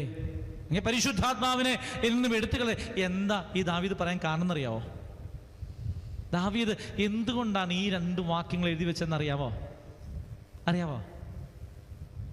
ദാവീദ് സാവൂളിൻ്റെ ജീവിതം കണ്ടതാ. സാവൂളിൻ്റെ ഉള്ളിൽ നിന്നും ദൈവത്തിൻ്റെ ആത്മാവ് ഇറങ്ങിപ്പോയി കഴിഞ്ഞപ്പോൾ സാവൂൾ അനുഭവിച്ച ഒരു നരക പീഡയുണ്ട്. ഉള്ളിൽ ഭാരം നിറഞ്ഞ് ഈ സാവൂൾ ജീവിക്കുന്ന ഒരു ജീവിതം ഈ ദാവീദ് കണ്ടതാണ്. ദൈവത്തിൻ്റെ ആത്മാവ് നഷ്ടപ്പെട്ട അവിടെ തിന്മയുടെ ആത്മാവ് വാസം നടത്തും. ദൈവത്തിൻ്റെ ആത്മാവ് ഇറങ്ങിപ്പോയി. വെളിച്ചില്ലെങ്കിൽ എന്നാ സംഭവിക്കും? ഇരുട്ടുണ്ടാവും, അല്ലേ? വെളിച്ചിൽ ഇരുട്ടുണ്ടാവും. ദൈവത്തിൻ്റെ ആത്മാവ് നമ്മളില്ലെങ്കിൽ തിന്മയുടെ ആത്മാവ്, ദുരാത്മാവ് എൻ്റെ ഉള്ളിൽ വസിക്കാൻ തുടങ്ങും. ഈ സാവൂൾ അനുഭവിച്ച നരക പീഡകൾക്ക് പരിഹാരമായിട്ട് ഈ ദാവീദാണ് കിന്നരം വായിച്ച് ദാവീദിനെ സാവൂളിനെ ആശ്വസിപ്പിച്ചത്, അല്ലേ? നമ്മൾ വായിച്ചിട്ടുണ്ട് ബൈബിളിൽ. ദാവീദിന്റെ ഈ സാവൂളിന്റെ ഉള്ളിൽ ഈ തിന്മയുടെ ആത്മാവെന്ന് പ്രവേശിച്ചിട്ട് ഇവനെ പീഡിപ്പിക്കുമ്പോൾ ഈ ദാവീദ് രാജാവ് കിന്നരം വായിച്ചവനെ ആശ്വസിപ്പിച്ചു. അപ്പോൾ ദാവീദിന് നന്നായിട്ട് അറിയാം തെറ്റു ചെയ്ത് ദൈവത്തിൻ്റെ ആത്മാവ് നഷ്ടപ്പെടുത്തിയാൽ ഒരു മനുഷ്യന്റെ ജീവിതത്തിൽ ഉണ്ടാവുന്ന ദുരന്തം എന്താന്ന്. അതുകൊണ്ട് ദാവീദ് തൻ്റെ ജീവിതത്തിൽ ഒരു തെറ്റ് സംഭവിച്ചപ്പോൾ ദാവീദ് ദൈവത്തിനു മുമ്പിൽ കരഞ്ഞ് നിലവിളിച്ച് പ്രാർത്ഥിക്കുകയാണ്: തമ്പുരാനെ, നിന്റെ നവചൈതന്യത്തെ നവീകരിക്കണമേ, എൻ്റെ ഉള്ളിൽ നിന്നും നിന്റെ ആത്മാവിനെ എടുത്തു കളയരുതേ, നിന്റെ ആത്മാവിനെ നഷ്ടപ്പെടുത്തരുതേ. ഏറ്റു പറയുമ്പോൾ തമ്പുരാൻ നമ്മുടെ ഉള്ളിലേക്ക് തരുന്നത് ഈ ദൈവത്തിൻ്റെ ആത്മാവിനെ നവീകരിക്കുകയാണ്. ഏറ്റു പറയുമ്പോൾ ദൈവത്തിൻ്റെ ആത്മാവിനെ വീണ്ടും നിറച്ചെൻ്റെ ജീവിതത്തിലേക്ക് നമ്മൾ പറയുന്നു ഓരോ കൂദാശകളും കൃപകൾ കൊണ്ട് നിറയ്ക്കുന്ന. കൂദാശ എന്ന് പറഞ്ഞാൽ എന്തുവാ? എന്താ കൂദാശ എന്ന് പറഞ്ഞാൽ? കൂദാശ എന്ന് പറഞ്ഞാ അച്ഛൻ വില കൂദാശ എന്ന് ഞങ്ങളോട് പറയണ്ട കേട്ടോ. എന്താണോ കൂദാശ എന്ന് പറഞ്ഞാ? എന്താ കൂദാശ?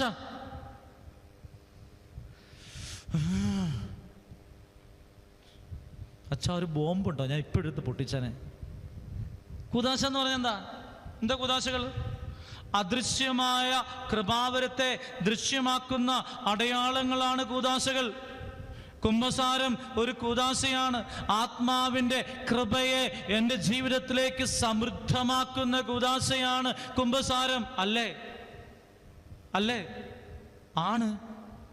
അപ്പോൾ എനിക്ക് നഷ്ടപ്പെട്ട ദൈവത്തിൻ്റെ ചൈതന്യത്തെ എൻ്റെ ഉള്ളിലേക്ക് വീണ്ടും കൊണ്ടുവരുന്നു കുമ്പസാരത്തെ. ഞാൻ ഏറ്റു പറയുമ്പോൾ ദാവീദ് പറഞ്ഞതുപോലെ തന്നെ ഞാൻ പറയാണ്, ദൈവമേ എൻ്റെ ഉള്ളിൽ നിൻ്റെ ആത്മാവിൻ്റെ ചൈതന്യത്തെ നിറയ്ക്കണമേ. മറച്ചു വെച്ചോണ്ടിരുന്നു കഴിഞ്ഞാൽ പറ്റുമോ? അതാണ് സംഗീതത്തിന് 28 പറഞ്ഞത്, മറച്ചു വെക്കുന്നവന് ഐശ്വര്യമുണ്ടാവുകയില്ല. കാരണം ഉള്ളിൽ ദൈവത്തിൻ്റെ ആത്മാവ് നിറയുമ്പോൾ അറിയാതെ നമ്മളെ സന്തോഷത്തിലേക്ക്, നമ്മൾ സ്വർഗത്തിലേക്ക്. സ്വർഗരാജ്യം എന്ന് പറഞ്ഞാൽ എന്താണ്? എന്താ സ്വർഗരാജ്യം? സ്വർഗരാജ്യം എന്ന് പറഞ്ഞാൽ എന്താ സ്വർഗരാജ്യം? സ്വർഗരാജ്യം എന്ന് പറഞ്ഞാൽ, ഞാൻ ഇങ്ങനെ ഒരു ധ്യാനം കഴിഞ്ഞ് നിന്നിട്ട് ഒരു വല്യപ്പച്ചൻ ഇങ്ങനെ വന്നിട്ട് എൻ്റെ അടുത്ത് പറഞ്ഞേ, അച്ഛാ ജീവിതം മുഴുവൻ നരകമായിരുന്നു അച്ഛാ, ജീവിതം മുഴുവൻ നരകമായിരുന്നു, ഒരു തൈ പോലും സന്തോഷവും സമാധാനം കിട്ടിയിട്ടില്ല. ഇനി സ്വർഗത്തിൽ ചെന്നിട്ട് വേണം നല്ല കള്ളപ്പം പോത്തിറച്ചിയും കഴിച്ചിട്ട് AC-ക്കകത്ത് കമ്പിളിയും പൊതച്ച് കിടന്ന് ഉറങ്ങാൻ. സ്വർഗരാജ്യം എന്ന് പറഞ്ഞാൽ എന്നാ?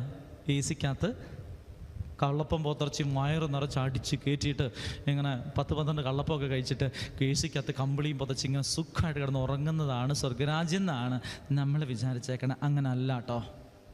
പൗലോസ് പഠിപ്പിക്കുകയാണ്, സ്വർഗരാജ്യം എന്ന് പറഞ്ഞാൽ ഭക്ഷണവും പാനീയവുമല്ല, അത് നീതിയും സമാധാനവും ആത്മാവിലുള്ള സന്തോഷവുമാണ്.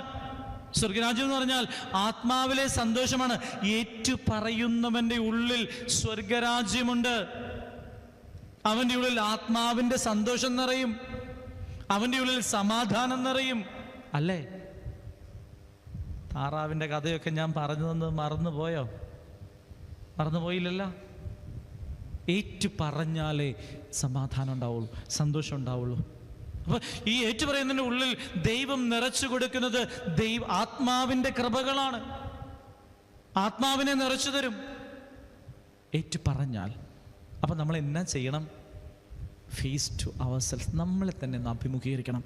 ആദ്യം കുമ്പസാരിക്കാനായിട്ട് നമ്മളെ തന്നെ നമ്മളൊന്ന് അഭിമുഖീകരിക്കണം. നമ്മുടെ ഉള്ളിലേക്ക്, നേരത്തെ പറഞ്ഞ അതേ കാര്യത്തിലേക്ക് വേണ്ടിയാണ്, വീണ്ടും നമ്മുടെ ഉള്ളിലേക്ക് നമ്മളൊന്ന് നോക്കണം.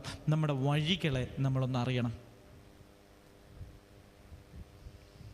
എവിടൊക്കെ ദൈവത്തോടുള്ള സ്നേഹത്തെ ഞാൻ നഷ്ടപ്പെടുത്തി, എവിടൊക്കെ വിശ്വസ്തതയും വിശ്വാസവും ഞാൻ നഷ്ടപ്പെടുത്തി, എവിടൊക്കെ എൻ്റെ സഹോദരനോടുള്ള സ്നേഹത്തെ. ആ 3 കാര്യങ്ങൾ എടുത്താൽ മതി. 3 കാര്യങ്ങൾ എടുത്തിട്ടാണ് പരിശോധിക്കേണ്ടത്. 1, ഞാൻ എവിടൊക്കെ എന്നെ നിഷേധിച്ചു, ഞാൻ ആരാണെന്ന് എവിടെയൊക്കെ മറന്നുപോയി. 2, എൻ്റെ സ്നേഹത്തെ ഞാൻ എവിടെയൊക്കെ നഷ്ടപ്പെടുത്തി, ദൈവത്തോടും എൻ്റെ പ്രിയപ്പെട്ടവരോടും എന്നോട് തന്നെയും. നമ്മളോട് സ്നേഹമുണ്ടോ? നമ്മളോട് ക്ഷമിക്കാറുണ്ടോ? ഉണ്ടോ? നമ്മളോട് നമ്മൾ ക്ഷമിക്കാറും നമ്മളെ സ്നേഹിക്കാറുണ്ടോ? വേണം. ഒരു പാപം നമ്മളെ തന്നെ നിഷേധിക്കുന്നുണ്ടേ, അപ്പം നമ്മളോട് നമ്മൾ ക്ഷമിക്കും, ദൈവം ക്ഷമിക്കും. നമ്മൾ ഏറ്റു പറയുന്ന, മനസ്തപിക്കുന്ന നിമിഷം ദൈവം നമ്മളോട് ക്ഷമിക്കും. ഏറ്റു പറയുന്ന നിമിഷം ദൈവം എല്ലാം പുറത്തു കഴിഞ്ഞു. പക്ഷെ നമ്മളോട് ക്ഷമിക്കാം. ചില മനുഷ്യരിങ്ങനെ ഉള്ളിൽ ഉരുകി നടക്കാറുണ്ട്. എത്ര ഏറ്റു പറഞ്ഞിട്ടും വീണ്ടും വീണ്ടും അതിൻ്റെ പേരിൽ അവനവനെ കുറ്റപ്പെടുത്തി അവനവനോട് പരിതാപം പറഞ്ഞിട്ട് ഇങ്ങനെ ജീവിക്കുന്ന മനുഷ്യരെ ഒത്തിരി കണ്ടിട്ടുണ്ട്. നമ്മളോട് ക്ഷമിക്കണമെന്നേ. നമ്മളോട് ക്ഷമിക്കണം. എന്തിനാ ഇങ്ങനെ ഉള്ളിൽ കൊണ്ടു നടക്കണേ? തമ്പുരാൻ ക്ഷമിച്ചത് നമ്മളെന്തിനാ ഇങ്ങനെ വെച്ചോണ്ടിരിക്കണേ? ഏറ്റു പറയുമ്പോൾ തമ്പുരാൻ ക്ഷമിച്ചു. അപ്പം ആദ്യം ചെയ്യേണ്ടത് നമ്മളെ അഭിമുഖീകരിക്കണം. നമുക്ക് കുഴപ്പമില്ല. നമ്മൾ സാധാരണ കുമ്പസാരത്തിലെ കുഴപ്പമില്ലാത്ത കുറച്ച് പാവങ്ങളൊക്കെ തട്ടിക്കൂട്ടി പറഞ്ഞ് നമ്മളങ്ങ് പോകും. ഇനി അങ്ങനെ കുമ്പസാരിക്കരുത്. അതിന് വേണ്ടിയിട്ട് ആരും കുമ്പസാരിക്കാൻ പോകരുത്.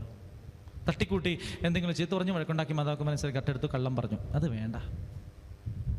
അതൊക്കെ നിങ്ങൾ ചെയ്യുമെന്ന് ഞങ്ങൾക്ക് അച്ഛന്മാർക്ക് നന്നായിട്ട് അറിയാം. പറയേണ്ടത്, എവിടെ ഞാൻ ദൈവത്തെ തള്ളിപ്പറഞ്ഞു, ദൈവത്തെ നഷ്ടപ്പെടുത്തി, എന്നെ ഞാൻ എവിടെയൊക്കെ നഷ്ടപ്പെടുത്തി, എൻ്റെ സ്നേഹത്തെ ഞാൻ എവിടെയൊക്കെ നഷ്ടപ്പെടുത്തി. ഈ ഒരു ദിവസം മുഴുവൻ നിങ്ങൾക്ക് തരുന്നത് ഇത് ഇത്തിരി പാടുള്ള കാര്യമാണ്. നമ്മുടെ ഉള്ളിലേക്ക് നോക്കിയിട്ട് ഇതൊന്ന് കണ്ടുപിടിക്കാൻ ഇത്തിരി ബുദ്ധിമുട്ടുള്ള കാര്യമാണ്. നമ്മളെ ഫേസ് ചെയ്യാൻ നമുക്ക് ഇത്തിരി ബുദ്ധിമുട്ടാണ്. നമുക്ക് മറ്റുള്ളവൻ്റെ ജീവിതത്തിലേക്ക് നോക്കിയിട്ടെല്ലാം കണ്ടുപിടിക്കാൻ വളരെ ഈസിയാണ്. പക്ഷേ എൻ്റെ ജീവിതത്തിലേക്ക് നോക്കിയിട്ട് എവിടെയാണ് ഞാനിതൊക്കെ നഷ്ടപ്പെടുത്തിയത്? എൻ്റെ സ്നേഹത്തെ, ആ ചേച്ചിയോട് പറഞ്ഞ കാര്യമുണ്ടല്ലോ, സ്നേഹത്തെയും വിശ്വാസത്തെയും നഷ്ടപ്പെടുത്തിയെന്ന്. ഓരോ പാപം ഇതെല്ലാം ചെയ്തുകൊണ്ടിരിക്കുന്നത്. ദൈവത്തോടുള്ള സ്നേഹവും എന്നോടുള്ള സ്നേഹവും സഹോദരനുള്ള സ്നേഹവും വിശ്വാസവും നഷ്ടപ്പെടുത്തുമല്ലേ? അല്ലേ? അപ്പോൾ അതെവിടൊക്കെ നഷ്ടപ്പെടുത്തിയത്, എവിടെയൊക്കെ കൊണ്ട് എൻ്റെ സ്നേഹങ്ങളെ നഷ്ടപ്പെടുത്തി കളഞ്ഞു എന്ന് ഓർത്തെടുത്ത് എഴുതി വെച്ചിട്ട് കുമ്പസാരിക്കണം. വേറെ ചുമ്മാ പോയി ഓടിച്ചെന്ന് പറഞ്ഞിട്ട് കാര്യമില്ലെന്നേ. ഞാനിങ്ങനെ ഒരു വല്യപ്പച്ചനെ മരണക്കിടക്കെ കുമ്പസാരിപ്പിക്കാൻ പോയേ. നല്ല ഓർമ്മയും ബോധമൊക്കെ ഉള്ളൊരു വല്യപ്പച്ചനോട് പറഞ്ഞു, അച്ഛ മാതാപിതാക്കന്മാരെ അനുസരിച്ചില്ലെന്ന് പറഞ്ഞു. ഞാനിങ്ങനെ അന്തം വിട്ട് കുന്തം പിടിക്കാൻ നോക്കുക. ഈ വല്യപ്പച്ചൻ്റെ 80 വയസ്സ് കഴിഞ്ഞ വല്യപ്പച്ചൻ്റെ അപ്പം മരിച്ചിട്ട് 19 വർഷമായി, എന്നിട്ടും പറയാം മാതാപിതാക്കന്മാരെ അനുസരിച്ചില്ലെന്ന്. എന്തോന്ന് കുമ്പസാരവാ? ചിലപ്പോൾ സത്യമായിരിക്കും കേട്ടോ. ഒന്നുമില്ല, ഈ വല്യപ്പച്ചൻ അപ്പനോടും അമ്മയോടും ക്ഷമിച്ചിട്ടില്ല ഇതുവരെ. അതല്ലെങ്കിൽ ഈ ചെറുപ്പകാലത്തെ പാപത്തിൽ നിന്ന് അതിനുശേഷം ഒരിക്കലും അയാൾ തന്നെ അഭിമുഖീകരിച്ചിട്ടില്ല. നമ്മളെ ഒന്ന് ഫേസ് ചെയ്യണം, നമ്മുടെ മുമ്പിലൊന്ന് നമ്മളൊന്ന് നിൽക്കണം. എന്നിട്ട് എവിടൊക്കെ എങ്ങനൊക്കെ എൻ്റെ ജീവിതം വീണുപോയി എന്ന് ഒന്ന് നോക്കണം. ഓർത്തണം, ഇറ്റ്സ് എ ലാസ്റ്റ് ചാൻസ്. ഇതൊരു പക്ഷേ അവസാനത്തെ ചാൻസുമാണ്. ഇനി ഒരു പക്ഷേ ഒരു കുമ്പസാരക്കൂട്ടിലേക്ക് ഓടിയെത്താൻ എനിക്ക് പറ്റി എന്ന് വരത്തില്ല. അത് ഓർത്ത് വേണം കുമ്പസാരക്കൂട്ടിലേക്ക് എത്താൻ. നല്ല കുമ്പസാരത്തിന് വേണ്ട കാര്യങ്ങൾ എന്തൊക്കെയാണ്? പാപങ്ങൾ ക്രമമായി ഓർക്കുക. അറിയാവോ? നല്ല കുമ്പസാരത്തിന് വേണ്ട കാര്യങ്ങൾ അറിയാവോ? ഓർക്കണേണ്ട? അങ്ങനൊന്നും ചോദിക്കല്ല അച്ഛ. ചുമ്മാ ആവശ്യമില്ലാത്ത കാര്യങ്ങളൊക്കെ ചോദിച്ച് അന്ന് കല്യാണത്തിന് പഠിച്ചുകൊണ്ട് പോയി അച്ഛൻ നിർബന്ധിച്ച് പഠിച്ചുകൊണ്ട് വരാൻ പറഞ്ഞ കാരണം പഠിച്ചിട്ട് അതൊക്കെ വല്ലതും ഓർത്തിരിക്കുമോ? അല്ലേ? നല്ല കുമ്പസാരത്തിന് വേണ്ടെങ്കിൽ പാപങ്ങൾ ക്രമമായി ഓർക്കുക. പാപങ്ങളെക്കുറിച്ച് പശ്ചാത്തപിക്കുക. മേലിൽ പാപം ചെയ്യില്ല എന്ന് പ്രതിജ്ഞ ചെയ്യുക. ഈ 3 കാര്യങ്ങൾ ഈ ഒരു ദിവസം കൊണ്ട് 24 മണിക്കൂർ കൊണ്ട് നിങ്ങൾ ചെയ്യണം. അരമണിക്കൂറിന് 10 മിനിറ്റ് കൊണ്ട് നിങ്ങൾക്ക് ഇനിയൊക്കെ ഒരു ദിവസം തന്നിരിക്കുന്നത് അതുകൊണ്ടാണ്. ഈ ഒരു ദിവസം നിങ്ങൾ നിങ്ങളെ അഭിമുഖീകരിച്ച് നന്നായിട്ട് ഒരുങ്ങി പാപങ്ങളെല്ലാം കൃത്യമായിട്ട് നമ്മളെ തന്നെ പരിശോധിച്ച് എഴുതിയൊക്കെ വെച്ച് ആരെയും കാണിക്കണ്ട കേട്ടോ. വേറെ ആരെയും കാണിക്കണ്ട. നിങ്ങൾ തന്നെ മനസ്സിലെഴുതാൻ പറ്റുന്നത് മനസ്സിലെഴുതിക്കോ, അല്ലാത്തൊരു പേപ്പർ എഴുതെങ്കിൽ പേപ്പർ എഴുതിക്കോ. എന്നിട്ട് കൃത്യമായിട്ട് നിങ്ങളെ തന്നെ തമ്പുരാൻ്റെ മുന്നിൽ, അച്ഛൻ്റെ മുമ്പിലല്ലെന്നേ പറയണേ. അച്ഛനല്ല അവിടെ. നിങ്ങൾക്ക് പറഞ്ഞ പാപങ്ങളെല്ലാം ഞങ്ങൾ ഓർത്തിരിക്കുന്നു വിചാരിച്ചേക്കരുത്. ഒരു പാപം ദൈവം അങ്ങനെ ഒരു കൃപ തന്നിട്ടുണ്ട്. നമ്മൾ കുമ്പസാരക്കൂട്ടിൽ നിന്ന് ഇറങ്ങുമ്പോൾ ഏറ്റവും അടുത്ത ആൾ വന്നിട്ട് കുമ്പസാരിച്ചിട്ട് പോയാൽ പോലും തിരിച്ചിറങ്ങുമ്പോൾ ഇതൊന്നും നമ്മുടെ മനസ്സിലുണ്ടാവില്ല. അത് ദൈവം എന്ത് മാജിക് കാണിക്കണം എന്നറിയത്തില്ല. ഇതൊന്നും ഉണ്ടാവില്ല. നിങ്ങൾ ആരാ വന്ന് കുമ്പസാരിച്ചെന്ന് പോലും നമ്മുടെ മനസ്സിൽ ഉണ്ടാവില്ല. ഇനി അതല്ലെങ്കിൽ അച്ഛ ഞാൻ ഇന്നയാളാണ്, ഇന്ന വീട്ടിലെ ഇന്ന ചേട്ടനാണ് എന്ന് പറഞ്ഞാൽ ചിലപ്പം ഓർത്തിരുന്നിക്കും. അല്ലാണ്ട് നിങ്ങൾ വന്ന് കുമ്പസാരിച്ചാൽ ഞങ്ങൾ ആരും ഓർക്കാറില്ല. അപ്പം അതുകൊണ്ട് നിങ്ങൾക്ക് മടിക്കോ പേടിക്കോ ഒന്നും വേണ്ട. ധൈര്യമായിട്ട് തമ്പുരാൻ അവിടെ ഇരിക്കണം. തമ്പുരാൻ്റെ മുമ്പിലോട്ടാണ് നിങ്ങൾ പറയണത്. തമ്പുരാൻ്റെ മുമ്പിൽ പറയുന്നതിന് വിഷമിക്കണം. അച്ഛനൊരു ഉപകരണം മാത്രമാണ്. തമ്പുരാന് വേണ്ടിയിട്ട് അവിടെ ഇരിക്കുന്ന ഒരു ഉപകരണം മാത്രമാണ് അച്ഛൻ. അപ്പം അതുകൊണ്ട് നിങ്ങൾ പേടിക്കാതെ. അപ്പോൾ ഇനി നിങ്ങൾ പരിശോധിക്കുമ്പോൾ ഒന്നുകൊണ്ട് പെട്ടെന്ന് കുറച്ച് കാര്യങ്ങൾ കൂടി ഞാൻ പറഞ്ഞ് മനസ്സിലായി. മൂലപാപങ്ങൾ നിങ്ങളൊന്ന് ശ്രദ്ധിച്ചോണം. മൂലപാപങ്ങൾ ഏതൊക്കെയാണ് പരിശോധിക്കാനായിട്ട് പെട്ടെന്ന് എളുപ്പത്തിന് ഞാൻ പറഞ്ഞ മൂലപാപങ്ങളൊന്ന് പരിശോധിച്ചോണം. കാരണം എല്ലാ പാപത്തിൻ്റെയും അടിസ്ഥാനമായി നിൽക്കുന്നത് മൂലപാപങ്ങൾ ഏതൊക്കെയാണ്? അഹങ്കാരം, അസൂയ, കോപം, അലസത, ധനാസക്തി, ആർത്തി, മോഹം. ഈ 7 കാര്യങ്ങൾ നമ്മൾ നേരത്തെ മുമ്പ് കണ്ടായിരുന്നോ? നമ്മൾ ഈ വീണുപോയ മനുഷ്യരെക്കുറിച്ച് പറഞ്ഞപ്പോൾ ഇതേ കാര്യങ്ങൾ തന്നെയാണ് വന്നത്. ഓർക്കണ്ടോ? ഇതേ കാര്യങ്ങൾ തന്നെ വന്നു. അതുകൊണ്ട് ഞാനത് അവിടെ പറഞ്ഞിട്ട് ഞാൻ ഇങ്ങോട്ട് വന്നിട്ട് മൂലപാപങ്ങളെക്കുറിച്ച് വീണ്ടും ഞാൻ ഒന്നുകൂടി പറയുന്നത്, ഈ ദൈവത്തിൻ്റെ മുഖത്തെ, ദൈവത്തിൻ്റെ ഛായയെ എനിക്ക് നഷ്ടപ്പെടുത്തുന്ന സംഗതികൾ ഈ 7 കാര്യങ്ങൾ വളരെ പ്രധാനപ്പെട്ടതാണ്. നമ്മളിതേക്കുറിച്ച് ചിന്തിക്കാറില്ല. നമ്മൾ സാധാരണ ഈ പറഞ്ഞ കൂദാശകൾ എടുത്ത് വെച്ചിട്ട് കൽപ്പനകളൊക്കെ എടുത്ത് വെച്ചിട്ട് നമ്മൾ പെട്ടെന്ന് ഒരു കുമ്പസാരം തട്ടിക്കൂട്ടും. ഈ മൂലപാപങ്ങളെ ഒന്ന് ശ്രദ്ധിച്ചോണം. ഒന്ന് അഹങ്കാരം. എന്താണ് അഹങ്കാരം എന്ന് പറഞ്ഞാൽ? അഹങ്കാരം എന്ന് പറഞ്ഞാൽ എന്നിൽ മാത്രം ആശ്രയിച്ചും എന്നെ മാത്രം പരിഗണിച്ചുമുള്ള ജീവിതമാണ്. ഞാൻ, എൻ്റെ, എനിക്ക്, എൻ്റേത് എന്ന് മാത്രം ചിന്തിക്കുന്ന ജീവിതമാണ് അഹങ്കാരത്തിൻ്റെ ജീവിതം. പിശാചുണ്ടായ എങ്ങനെയെന്നറിയാവോ? എങ്ങനെ പിശാചുണ്ടായേ? ബൈബിളിൽ വല്ലതും പറയുന്നുണ്ടോ? പിശാചുണ്ടായതിനെ കുറിച്ച് ബൈബിളിൽ വല്ലതും പറയുന്നുണ്ടോ? കണ്ടാ? ബൈബിളൊക്കെ വായിക്കുന്നില്ലേ? പിശാച് എങ്ങനെ ഉണ്ടായേ?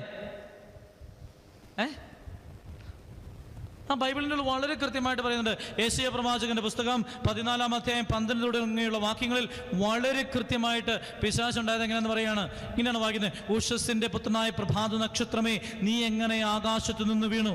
ഒരു വാക്യം ഇങ്ങനെ ആവർത്തിച്ചു വരുന്നു, ശ്രദ്ധിച്ചോണേ. ജനതകളെ കീഴടക്കിയിരിക്കുന്ന നിന്നെ എങ്ങനെ തറയിൽ വെട്ടി വീഴ്ത്തി. നീ തന്നെത്താൻ പറഞ്ഞു, ഞാൻ സ്വർഗത്തിലേക്ക് കയറും. ഉന്നതത്തിൽ ദൈവത്തിന്റെ നക്ഷത്രങ്ങൾക്കുപരി എൻ്റെ സിംഹാസനം ഞാൻ സ്ഥാപിക്കും. ഉത്തരദിക്കിന്റെ അതിർത്തിയിലെ സമാഗമ പർവ്വതത്തിന് മുകളിൽ ഞാനിരിക്കും. ഉന്നതമായ മേഘങ്ങൾക്ക് മീതെ ഞാൻ കയറും. ഞാൻ അത്യുന്നതനെ പോലെയാകും. എന്നാൽ നീ പാതാളത്തിന്റെ അഗാധ ഗർത്തത്തിലേക്ക് തള്ളിയിടപ്പെട്ടിരിക്കുന്നു. ഏത് വാക്കാണ് ആവർത്തിച്ചു വന്നത്? ഞാൻ, ഞാൻ, ഞാൻ, ഞാൻ. ഇതാണ് അഹങ്കാരം. ഞാനാണ് വലിയത്, ഞാനാണ് നല്ലത്, ഞാനേ ഉള്ളൂ, ഞാൻ പറയുന്നത് പോലെ. അഹങ്കാരം കണ്ടെത്താൻ പെട്ടെന്ന് ചില കാര്യങ്ങൾ പറയാം. ഒന്ന്, മറ്റുള്ളവരെ താഴ്ത്തി സംസാരിക്കണുണ്ടോ? എങ്കിൽ എൻ്റെ ഉള്ള അഹങ്കാരമുണ്ട്. ഞാൻ പറയുന്നത് മാത്രം ശരിയാണെന്ന് ചിന്തിക്കണുണ്ടോ? എങ്കിൽ എൻ്റെ ഉള്ള അഹങ്കാരമുണ്ട്. മറ്റുള്ളവരെ കേൾക്കാൻ മനസ്സില്ലാതിരിക്കണുണ്ടോ? എൻ്റെ ബന്ധങ്ങളെ ഞാൻ ഉപയോഗിക്കുന്നുണ്ടോ? വിമർശനങ്ങളും തിരുത്തലുകളും എനിക്ക് ബുദ്ധിമുട്ടാണോ? ഞാനെപ്പോഴും ബഹുമാനിക്കപ്പെടണമെന്നൊരു തോന്നല് എൻ്റെ ഉള്ളിലുണ്ടോ? എനിക്ക് ചെയ്യാവുന്ന കാര്യങ്ങൾ മറ്റുള്ളവരെ കൊണ്ട് ചെയ്യിക്കുന്നുണ്ടോ? ഇഷ്ടമില്ലാത്ത എല്ലാത്തിനോടും ശത്രുതയുണ്ടോ? എല്ലാ അർത്ഥത്തിലും ഞാനാണ് ടോപ്പെന്ന് ചിന്തിക്കുന്നുണ്ടോ? എങ്കിൽ ഓർത്തോണം, എൻ്റെ ഉള്ളിൽ അഹങ്കാരമുണ്ട്. എല്ലാ പാപങ്ങളുടെയും അടിസ്ഥാനം ഞാനാണ്, ഞാൻ മാത്രമാണ്. അഹങ്കാരമാണ് എല്ലാ പാപങ്ങളുടെയും മാതാവ്. പിടികിട്ടിയോ? അഹങ്കാരമാണ് എല്ലാ പാപങ്ങളുടെയും മാതാവ്. പ്രഭാഷക ദിവസം 10-ാം അധ്യായം 15-ാം വാക്യം പറയാണ്, അവിടുന്ന് അഹംഭാവികളെ പിഴുതെറിഞ്ഞ് വിനീതരെ നട്ടുപിടിപ്പിക്കും. പ്രഭാഷകൻ 10:17 പറയാണ്, അവിടുന്ന് അഹങ്കാരികളുടെ അടയാളം പോലും തുടച്ചു മാറ്റുന്നു. മനുഷ്യ, നീ മണ്ണാണ്, മണ്ണിലേക്ക് മടങ്ങും. ഓർത്തോണം, മനുഷ്യ മണ്ണാണ്, മണ്ണിലേക്ക് മടങ്ങും. എളിമയോടെ നിൽക്കണം. അഹങ്കാരം ഉണ്ടെങ്കിൽ ഏറ്റുപറഞ്ഞ് തമ്പുരാൻ്റെ മുന്നിൽ പൊറുതി അപേക്ഷിക്കാം. രണ്ടാമത്തെ മൂലപാപം അസൂയ. എന്താണ് അസൂയ എന്ന് പറഞ്ഞാൽ? അഹങ്കാരത്തിൻ്റെ പുത്രിയാണ് അസൂയ എന്ന് പറയാ. എന്താ അസൂയ എന്ന് പറഞ്ഞാൽ? എന്താ? ശത്രുവിനല്ല, മിത്രത്തിന് എന്തെങ്കിലും സംഭവിക്കുമ്പോൾ, ഒരു ദോഷം സംഭവിക്കുമ്പോൾ ഉള്ളിൽ ഒരു സന്തോഷം അനുഭവപ്പെടുക. ശത്രുവല്ല, മിത്രത്തിന് ഒരു നന്മയുണ്ടാകുമ്പോൾ എൻ്റെ ഉള്ളിൽ ഒരു സങ്കടം ഉണ്ടാവുക. അവനത് കിട്ടിയല്ലോ എന്ന് എൻ്റെ ഉള്ളിൽ അമർഷമുണ്ടായെങ്കിൽ ഓർത്തോണം, അസൂയ എൻ്റെ ഉള്ളിലുണ്ട്. മറ്റുള്ളവർക്ക് എന്തെങ്കിലും നന്മയുണ്ടാകുമ്പോൾ, പ്രിയപ്പെട്ടവർക്കൊക്കെ നന്മയുണ്ടാകുമ്പോൾ എൻ്റെ ഉള്ളിൽ ഒരു ചെറിയ കിരുകിരിപ്പ്. എനിക്ക് കിട്ടിയില്ലോ, അവർക്ക് കിട്ടിയില്ലോ, എനിക്കതില്ലോ, അവർക്കുണ്ടല്ലോ എന്നൊരു തോന്നൽ എൻ്റെ ഉള്ളിൽ. ഓർത്തോണം, വലിയ അപകടത്തിലേക്ക് നമ്മളെ കൊണ്ടുപോകുന്നത് ഈ അസൂയ. കായേന് കൊലപാതകയാക്കിയ എന്താണ്? സഹോദരനുള്ള അസൂയ. യാക്കോബിന് സഹോദരന് തോന്നിയ എന്താണ്? കടിഞ്ഞൂൽ അവകാശത്തോടുള്ള അസൂയ. ജോസഫിനോട് സഹോദരങ്ങൾക്ക് തോന്നിയ എന്താണ്? ഈ അസൂയ. ദാനിയേലിനെ സിംഹക്കൂട്ടിലെത്തിച്ചത് എന്താണ്? അസൂയ. ഈശോയെ കുരിശിൽ തറച്ചത് എന്താണ്? അസൂയ. പിടികിട്ടിയോ? കുഞ്ഞാന്ന് നമ്മൾ വിചാരിച്ചേക്കരുത്. വലിയ തെറ്റിലേക്ക് ഈ അസൂയ നമ്മളെ കൊണ്ടുപോകും. അസൂയ കപടത ഉണ്ടാക്കും, അല്ലെ? അസൂയ സാധനം കാപട്യം ഉണ്ടാക്കും. ഇല്ലാത്തത് ഉണ്ടെന്ന് ഭാവിക്കാം. നമുക്ക് ഒരാളോട് നമുക്ക് ഉള്ളിൽ ദേഷ്യമുണ്ടെങ്കിലും ആ ദേഷ്യം കാണിക്കാതെ നമ്മൾ ചിരിച്ചു നിൽക്കും, ഇല്ലേ? അവരെന്ത് വിചാരിക്കുന്നു വിചാരിച്ച് അതുകൊണ്ട് കാപട്യത്തെ സൃഷ്ടിക്കുന്നതാണ് അസൂയ, ഡ്യൂപ്ലിസിറ്റി. അതുണ്ടാക്കും കാപട്യം. ഈശോ ഏറ്റവും കൂടുതൽ വെറുക്കുന്ന ഒരു സംഗതിയാണ് കാപട്യം, അല്ലേ? ഈശോ ഏറ്റവും കൂടുതൽ വെറുക്കുന്ന ഈ മലബാറിലെ ഒരച്ഛൻ, നമ്മുടെ നാട്ടിലൊന്നും, മലബാറിൽ ഒരു അച്ഛനുണ്ടായിരുന്നേ. അച്ഛനിങ്ങനെ പള്ളിയിൽ പൈസയൊന്നുമില്ല, ആകെ മൊത്തം കഷ്ടപ്പാടിലും ദുരിതത്തിലാണ്. അപ്പോൾ അച്ഛൻ വിചാരിച്ച് എങ്ങനെയും പൈസ ഉണ്ടാക്കണം. അപ്പം ഇങ്ങനെ നോക്കിയപ്പോഴത്തേക്കും അപ്പുറത്ത് അന്തോനീസ് പൈസ ഉണ്ടാക്കുന്നത്. ഇപ്പം അന്തോനീസിൻ്റെയാണ് കാലം, അല്ലേ? അന്തോനീസാണ് ഇപ്പോൾ കാശുണ്ടാക്കിക്കൊണ്ടിരിക്കുന്നത്. അന്തോനീസ് അപ്പുറത്ത് കാശുണ്ടാക്കുന്നുണ്ട്, ഇപ്പുറത്ത് യൂദാസ്ലീഹ കാശുണ്ടാക്കണുണ്ട്, അവരൊക്കെ കാശുണ്ടാക്കുന്നുണ്ട്.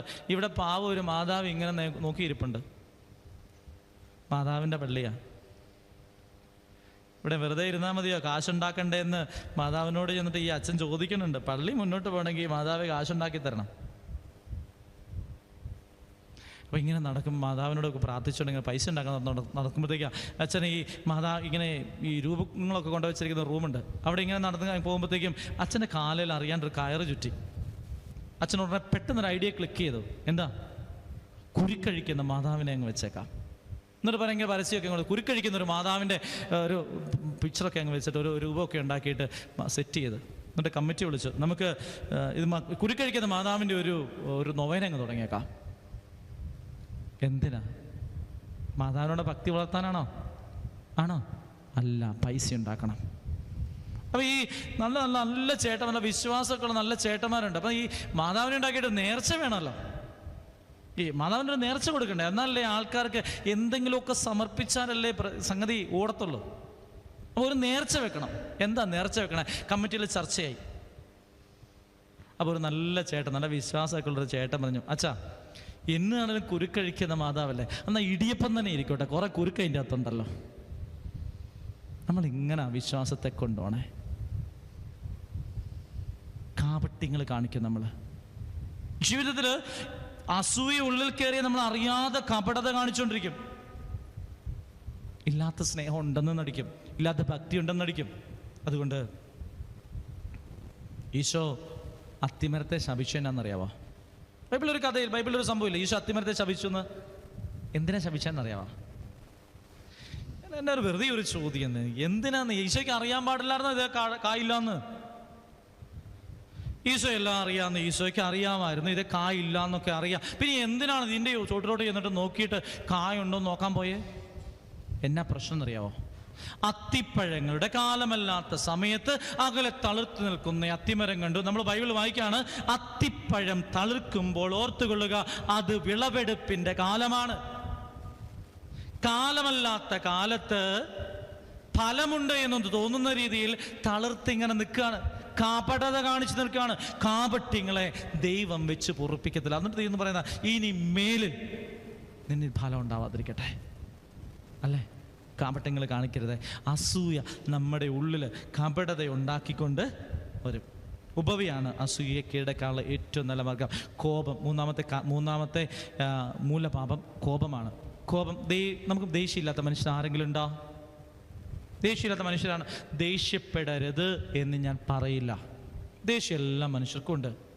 രണ്ട് കാര്യങ്ങൾ ദേഷ്യത്തിൽ നമ്മൾ ശ്രദ്ധിച്ചോണം. ഒന്ന്, ദേഷ്യം കൊണ്ട് ആരെയും മുറിപ്പെടുത്തരുത്. നമ്മുടെ ദേഹത്തൊരു മുറിവുണ്ടായാൽ ഒന്ന് ഉണങ്ങാൻ പാടെടുക്കും. ഇനി എത്ര ഉണങ്ങിയാലും അതിൻ്റെ വടുക്കൾ അവിടെ കിടക്കും, അല്ലേ? അപ്പം ശരീരത്തിന് അത്രയാണെങ്കിൽ മനസ്സിനേറ്റ മുറിവോ? അപ്പം ദേഷ്യം കൊണ്ട് നമ്മൾ ഇത്രയും ചിന്തിച്ചാൽ, ദേഷ്യം കൊണ്ട് ആരെയും മുറിപ്പെടുത്താൻ പാടില്ല. രണ്ട്, ദേഷ്യം ഉള്ളിൽ കൊണ്ടു നടക്കാൻ പാടില്ല. ദേഷ്യം ഉള്ളിൽ കൊണ്ടു നടന്നാൽ പ്രശ്നം എന്താണ്? അത് വെറുപ്പാകും, വൈരാഗ്യമാകും, പ്രതികാരം ചെയ്യും. അതുകൊണ്ട് ദേഷ്യം ഉള്ളിൽ കൊണ്ടു നടക്കും. ഈ രണ്ട് കാര്യങ്ങൾ ദേഷ്യത്തിൽ നിന്ന് ശ്രദ്ധിച്ചോണം. ഒന്ന്, ആരെയും മുറിപ്പെടുത്തരുത്. രണ്ട്, ദേഷ്യം ഉള്ളിൽ കൊണ്ട് നടക്കരുത്. ഇത്രയൊന്ന് ശ്രദ്ധിച്ചാൽ മതി. ദേഷ്യപ്പെടരുതെന്നൊന്നും ഞാൻ പറയത്തില്ല. എല്ലാ മനുഷ്യർക്കും ദേഷ്യമൊക്കെ ഉണ്ട് കേട്ടോ. അതുകൊണ്ട് ദേഷ്യപ്പെടരുത്. എനിക്കും ദേഷ്യം. ഈശോ പോലും ദേഷ്യപ്പെടുന്നില്ലേ?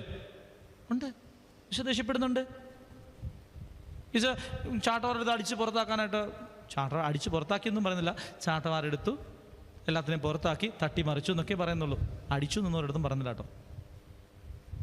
അപ്പോൾ നമ്മൾ ദേഷ്യമൊക്കെ ഉണ്ട്, എല്ലാ മനുഷ്യർക്കും ദേഷ്യമുണ്ട്. അപ്പോൾ ഈ ഒരു കാര്യം നമ്മൾ ദേഷ്യത്തിൽ ഒന്ന് ശ്രദ്ധിച്ചാൽ, ഞാനിങ്ങനെ പാർക്കിലൂടെ നടക്കണേ, പാർക്കിലൂടെ പോകുമ്പോഴത്തേക്കും ഇങ്ങനെ ഒരു ചേട്ടൻ ഇങ്ങനെ ഒരു കൊച്ചിനെയും വെച്ചില്ല. കൊച്ച് ഭയങ്കര കരച്ചിലാണ്, ഭയങ്കര കരച്ചിലെന്നാൽ ഭയങ്കര കരച്ചിലാണ്, നിലവിളിച്ച് കരയുക. അപ്പോൾ ഈ ചേട്ടൻ ഇങ്ങനെ തൊട്ടിക്കൊണ്ട് അടങ്ങ് മാത്തുക്കുട്ടി, അടങ്ങ് മാത്തുക്കുട്ടി അടങ്ങെന്ന് പറഞ്ഞ് ഇങ്ങനെ തട്ടിക്കൊണ്ടിരിക്കുന്നുണ്ട്. ഞാൻ ഇങ്ങനെ ചെന്നിട്ട് അതെ കൊച്ചു ഭയങ്കര കരച്ചിലല്ലേ, സാരമില്ല എന്നൊക്കെ പറഞ്ഞു. എന്നെ പൊന്നച്ചാ കൊച്ചിനോടൊന്നും അല്ലാട്ടോ ഞാൻ പറയണേ, ഞാൻ എന്നോട് മാത്തുക്കുട്ടി എന്നുള്ള എൻ്റെ പേരാ. ഈ പണ്ടാരം കൊച്ചിനെ പള്ളയെ കൊണ്ട് കളഞ്ഞിട്ട് ചവിട്ടി കൂട്ടി ദൂരെ കളയാൻ എനിക്ക് തോന്നുന്നുണ്ട്. അത്രയും ദേഷ്യം എൻ്റെ ഉള്ളിലുണ്ട്. ഞാൻ എന്നോട് പറയുന്ന അടങ്ങാൻ. ദേഷ്യത്തെ നമ്മൾ നിയന്ത്രിക്കണം കേട്ടോ. ഫ്രാൻസിസ് പാപ്പ പറയുന്നുണ്ട്, ഞാൻ എൻ്റെ പോക്കറ്റിലൊരു കുരിശിട്ടിട്ടുണ്ട്, എനിക്ക് ദേഷ്യം വരുമ്പോൾ എന്ത് ചെയ്യും, ഞാൻ ആ കുരിശെ മുറുകെ പിടിക്കും. ഫ്രാൻസിസ് പാപ്പ പറഞ്ഞ കാര്യമാണ്. നാളെ സെൻറ് തോമസ് പ്രസിൽ ഒറ്റ കുരിശ് കാണില്ലെന്ന് എനിക്ക് തോന്നണേ. എല്ലാവരുടെ കുരിശ് മേടിക്കാൻ പോകുമായിരിക്കും മിക്കവാറും. ദേഷ്യപ്പെടരുതെന്നല്ല ഞാൻ പറയണേ. ഈ പറഞ്ഞ പോലെ ദേഷ്യം 2 കാര്യങ്ങൾ, അതൊന്ന് ശ്രദ്ധിച്ചേക്കണം. ഒന്നാമത്തെ കാര്യം എന്താണ്? മുറിപ്പെടുത്തരുത്. 2 ഉള്ളിൽ കൊണ്ട് നടക്കരുത്. 4ാമത്തെ പ്രശ്നം അലസത. നമ്മൾ ഓൾറെഡി പറഞ്ഞതാണ്, ദാവീദ് രാജാവിന് പറ്റിയ പ്രശ്നം. അടുത്ത കാര്യം ധനാസക്തിയാണ്. സമയം പോയിരുന്നു അല്ലേ? അടുത്ത മൂലപാപം എന്ന് പറയുന്നത് ധനാസക്തിയാണ്. ഈശോയ്ക്കൊരു ശിഷ്യം നഷ്ടപ്പെട്ടതിൻ്റെ കാരണം എന്താ? ഈശോയ്ക്കൊരു ശിഷ്യം നഷ്ടപ്പെട്ടത് എന്തുകൊണ്ടാണ്? ധനമാണ്. ഏറ്റവും വലിയ പ്രവാചകൻ ആരാന്നറിയാമോ? ആരാ ഏറ്റവും വലിയ പ്രവാചകൻ? ഏറ്റവും വലിയ പ്രവാചകൻ ആരാ? ബൈബിളിലെ ഏറ്റവും വലിയ പ്രവാചകൻ ആരാ? ബൈബിളിലെ ഏറ്റവും വലിയ പ്രവാചകൻ ബാലാമാണ്. ബൈബിൾ പറയുന്ന ഏറ്റവും വലിയ പ്രവാചകൻ ബാലാം എന്ന് പറയുന്ന പ്രവാചകനാണ്. സംഖ്യയുടെ പുസ്തകം 22-ാം അധ്യായത്തിനുള്ളിൽ പറയുന്ന ബാലാം പ്രവാചകൻ തുറന്ന കണ്ണുകളോടെ സമാധിയിൽ ലയിച്ചവൻ, ദൈവത്തിന്റെ അറിവിൽ പങ്കുചേർന്നവൻ, സർവശക്തൻ ദർശനം കിട്ടിയവൻ. ഇങ്ങനെ ഒരു മനുഷ്യനെ ഈ ലോകത്തിൽ ദൈവത്തിൻ്റെതായി എന്തൊക്കെ കിട്ടാവോ അതെല്ലാം കിട്ടിയ മനുഷ്യനാണ് ആര്? ബാലാം എന്ന് പറയുന്ന പ്രവാചകൻ. ഈശോയുടെ ജനനത്തെക്കുറിച്ച് ഏറ്റവും ആദ്യം പ്രവചനം നടത്തിയ പ്രവാചകൻ. ജസയുടെ കുറ്റിയിൽ ഒരു നക്ഷത്രം ഉദിക്കുമെന്ന് പറഞ്ഞവൻ. എന്ത് സംഭവിച്ചു? ധനത്തിൻ്റെ പേരിൽ, ധനം കിട്ടുമെന്ന പേരിൽ അധപ്പതിച്ചു. തുറന്ന കണ്ണുകളോടെ ദർശനം നടത്തിയ ഈ ബാലാം പ്രവാചകൻ കടന്നു പോകുമ്പോൾ അവൻ്റെ മുമ്പിൽ ദൈവത്തിൻ്റെ ദൂതൻ ഊരിയ വാളുമായിട്ട് നിൽക്കുമ്പോൾ അവൻ്റെ കഴുത കണ്ടു അതിനെ. പക്ഷേ ഈ മനുഷ്യൻ കണ്ടില്ല. അത്രയും ദർശനം കിട്ടിയവന് ദൈവത്തിൻ്റെ ദൂതനെ കാണാൻ പറ്റിയില്ല. ധനം എല്ലാത്തെയും നശിപ്പിക്കും. സക്കേവൂസിൻ്റെ കുടുംബം എപ്പോഴാ രക്ഷ പ്രാപിച്ച്? അവൻ്റെ ധനത്തെ ശരിയായി വിനിയോഗിക്കാൻ അവൻ തുടങ്ങിയപ്പോൾ അല്ലേ? ബൈബിളിലെ മാനസാന്തരം എന്ന് പറയുന്ന കാര്യം ധനത്തിൻ്റെ ശരിയായ വിനിയോഗമായിട്ട് ഈശോ വ്യാഖ്യാനിക്കുന്നുണ്ട്. അപ്പം അതുകൊണ്ട് ധനത്തെ കൈകാര്യം ചെയ്യുന്നത് വളരെ സൂക്ഷിച്ചോണം. അടുത്തത് ആർത്തിയാണ്. അടുത്ത മൂലപാപം. ഏസാവിന് കടിഞ്ഞൂൽ പുത്രസ്ഥാനം നഷ്ടപ്പെട്ടത് എങ്ങനെയാ? ഒരു പാത്രം പായസത്തിന് വേണ്ടി. സ്നാപയോഹന്നന്റെ ശിരസ് പോയത് എങ്ങനെയാ? ഒരു വിരുന്ന് നടത്തിയിട്ട് അല്ലേ? അപ്പോൾ ഭക്ഷണത്തോടുള്ള ആർത്തി സൃഷ്ടിച്ചോണം. അടുത്തത് മോഹമാണ്. മനുഷ്യന് ശരീരത്തിന് 3 പ്രലോഭനങ്ങളുണ്ട്. മനുഷ്യൻ്റെ ശരീരത്തിന് 3 പ്രലോഭനങ്ങളാണ്. ഏതൊക്കെയെന്നറിയോ? 1 ഫുഡ്, 2 സെക്സ്, 3 റെസ്റ്റ്. ഇത് 3ഉം സൃഷ്ടിച്ചോണം. Food, sex, rest. നമ്മൾ ഈ വെറുതെ ഇരിക്കുന്ന അലസത, ആ സംഗതി വെറുതെ ഇരിക്കുന്നതും ശരീരത്തിൻ്റെ 3 പ്രലോഭനങ്ങളതാ: ഫുഡ്, സെക്സ്, റെസ്റ്റ്. അപ്പം അതുകൊണ്ട് ഞാൻ അവസാനിപ്പിക്കാം. ദിവികാനാരാധന ഒരു 10 മിനിറ്റ് ദിവികാനാരാധനയിലേക്ക് നമ്മൾ പ്രവേശിക്കാം. അപ്പോൾ നന്നായിട്ട് ഒരുങ്ങി കുമ്പസാരിക്കാൻ സാധിക്കും. 7 മൂലപാപങ്ങളെ ഓർത്തെടുത്ത് നോക്കി എൻ്റെ ജീവിതത്തിലുണ്ടോ എന്ന് പരിശോധിക്കണം. ഒപ്പം ഞാൻ ആദ്യം പറഞ്ഞില്ലേ 3 കാര്യങ്ങൾ. ഞാൻ എവിടെയൊക്കെ ദൈവത്തെ നിഷേധിച്ചു, എന്നെ നിഷേധിച്ചു, എൻ്റെ സ്നേഹത്തെ നിഷേധിച്ചു. ഇത്രയും കാര്യങ്ങളൊന്ന് നോക്കി പരിശോധിച്ച് നമ്മൾ വേണം കുമ്പസാരിക്കാൻ. ഒരു ദിവസം മുഴുവൻ 24 മണിക്കൂറുണ്ട്. ഈ 24 മണിക്കൂർ നിങ്ങൾക്ക് നിങ്ങളെ പരിശോധിക്കാൻ, നിങ്ങൾക്ക് മുമ്പിൽ നിങ്ങൾ നിൽക്കാനുള്ള സമയമാണ്. എന്നും കുമ്പസാരിക്കുന്ന പോലെ ഓടിച്ചെന്ന് കുമ്പസാരിക്കല്ലേ കേട്ടോ. ഇനി അങ്ങനെയുള്ള കുമ്പസാരം നമുക്കില്ല. Because it is my last chance. ഇതിൻ്റെ അവസാനത്തെ ചാൻസാണ്. അപ്പം അതുകൊണ്ട് നന്നായിട്ട് കുമ്പസാരിക്കണം, നന്നായിട്ട് ഒരുങ്ങി കുമ്പസാരിക്കണം. ഒരു നിമിഷം ഈശോയുടെ മുമ്പിലേക്ക് നമുക്കായിരിക്കാം. നല്ല തമ്പുരാനെ, നാളെ എൻ്റെ കുമ്പസാരത്തിൻ്റെ ദിവസമാണ്. എന്നെ തന്നെ ഒന്ന് നന്നായിട്ട് കാണാൻ, പരിശോധിക്കാൻ നിൻ്റെ പരിശുദ്ധാത്മാവിനെ തരണേ. ഈശോയെ, യോഹന്നാന്റെ സുവിശേഷം 16-ാം അധ്യായം 8-ാം വാക്യത്തിൽ ഞങ്ങൾ വായിക്കുന്നു, അവിടുന്ന് ഇന്ന് സഹായനായ പരിശുദ്ധാത്മാവ് പാപബോധവും പാപത്തെക്കുറിച്ചും നീതിയെക്കുറിച്ചും ന്യായവിധിയെക്കുറിച്ചും ഞങ്ങളെ ബോധ്യപ്പെടുത്തും. ഈശോയെ, നിൻ്റെ പരിശുദ്ധാത്മാവിനെ അയച്ച് ഞങ്ങളെ തന്നെ ഒന്ന് കണ്ട് അറിഞ്ഞ് മനസ്സിലാക്കി ഞങ്ങളെ വീഴ്ചകളെ കണ്ട് തിരിച്ചറിഞ്ഞ് ഏറ്റുപറയാൻ ശക്തിയും കൃപയും നൽകണമേ.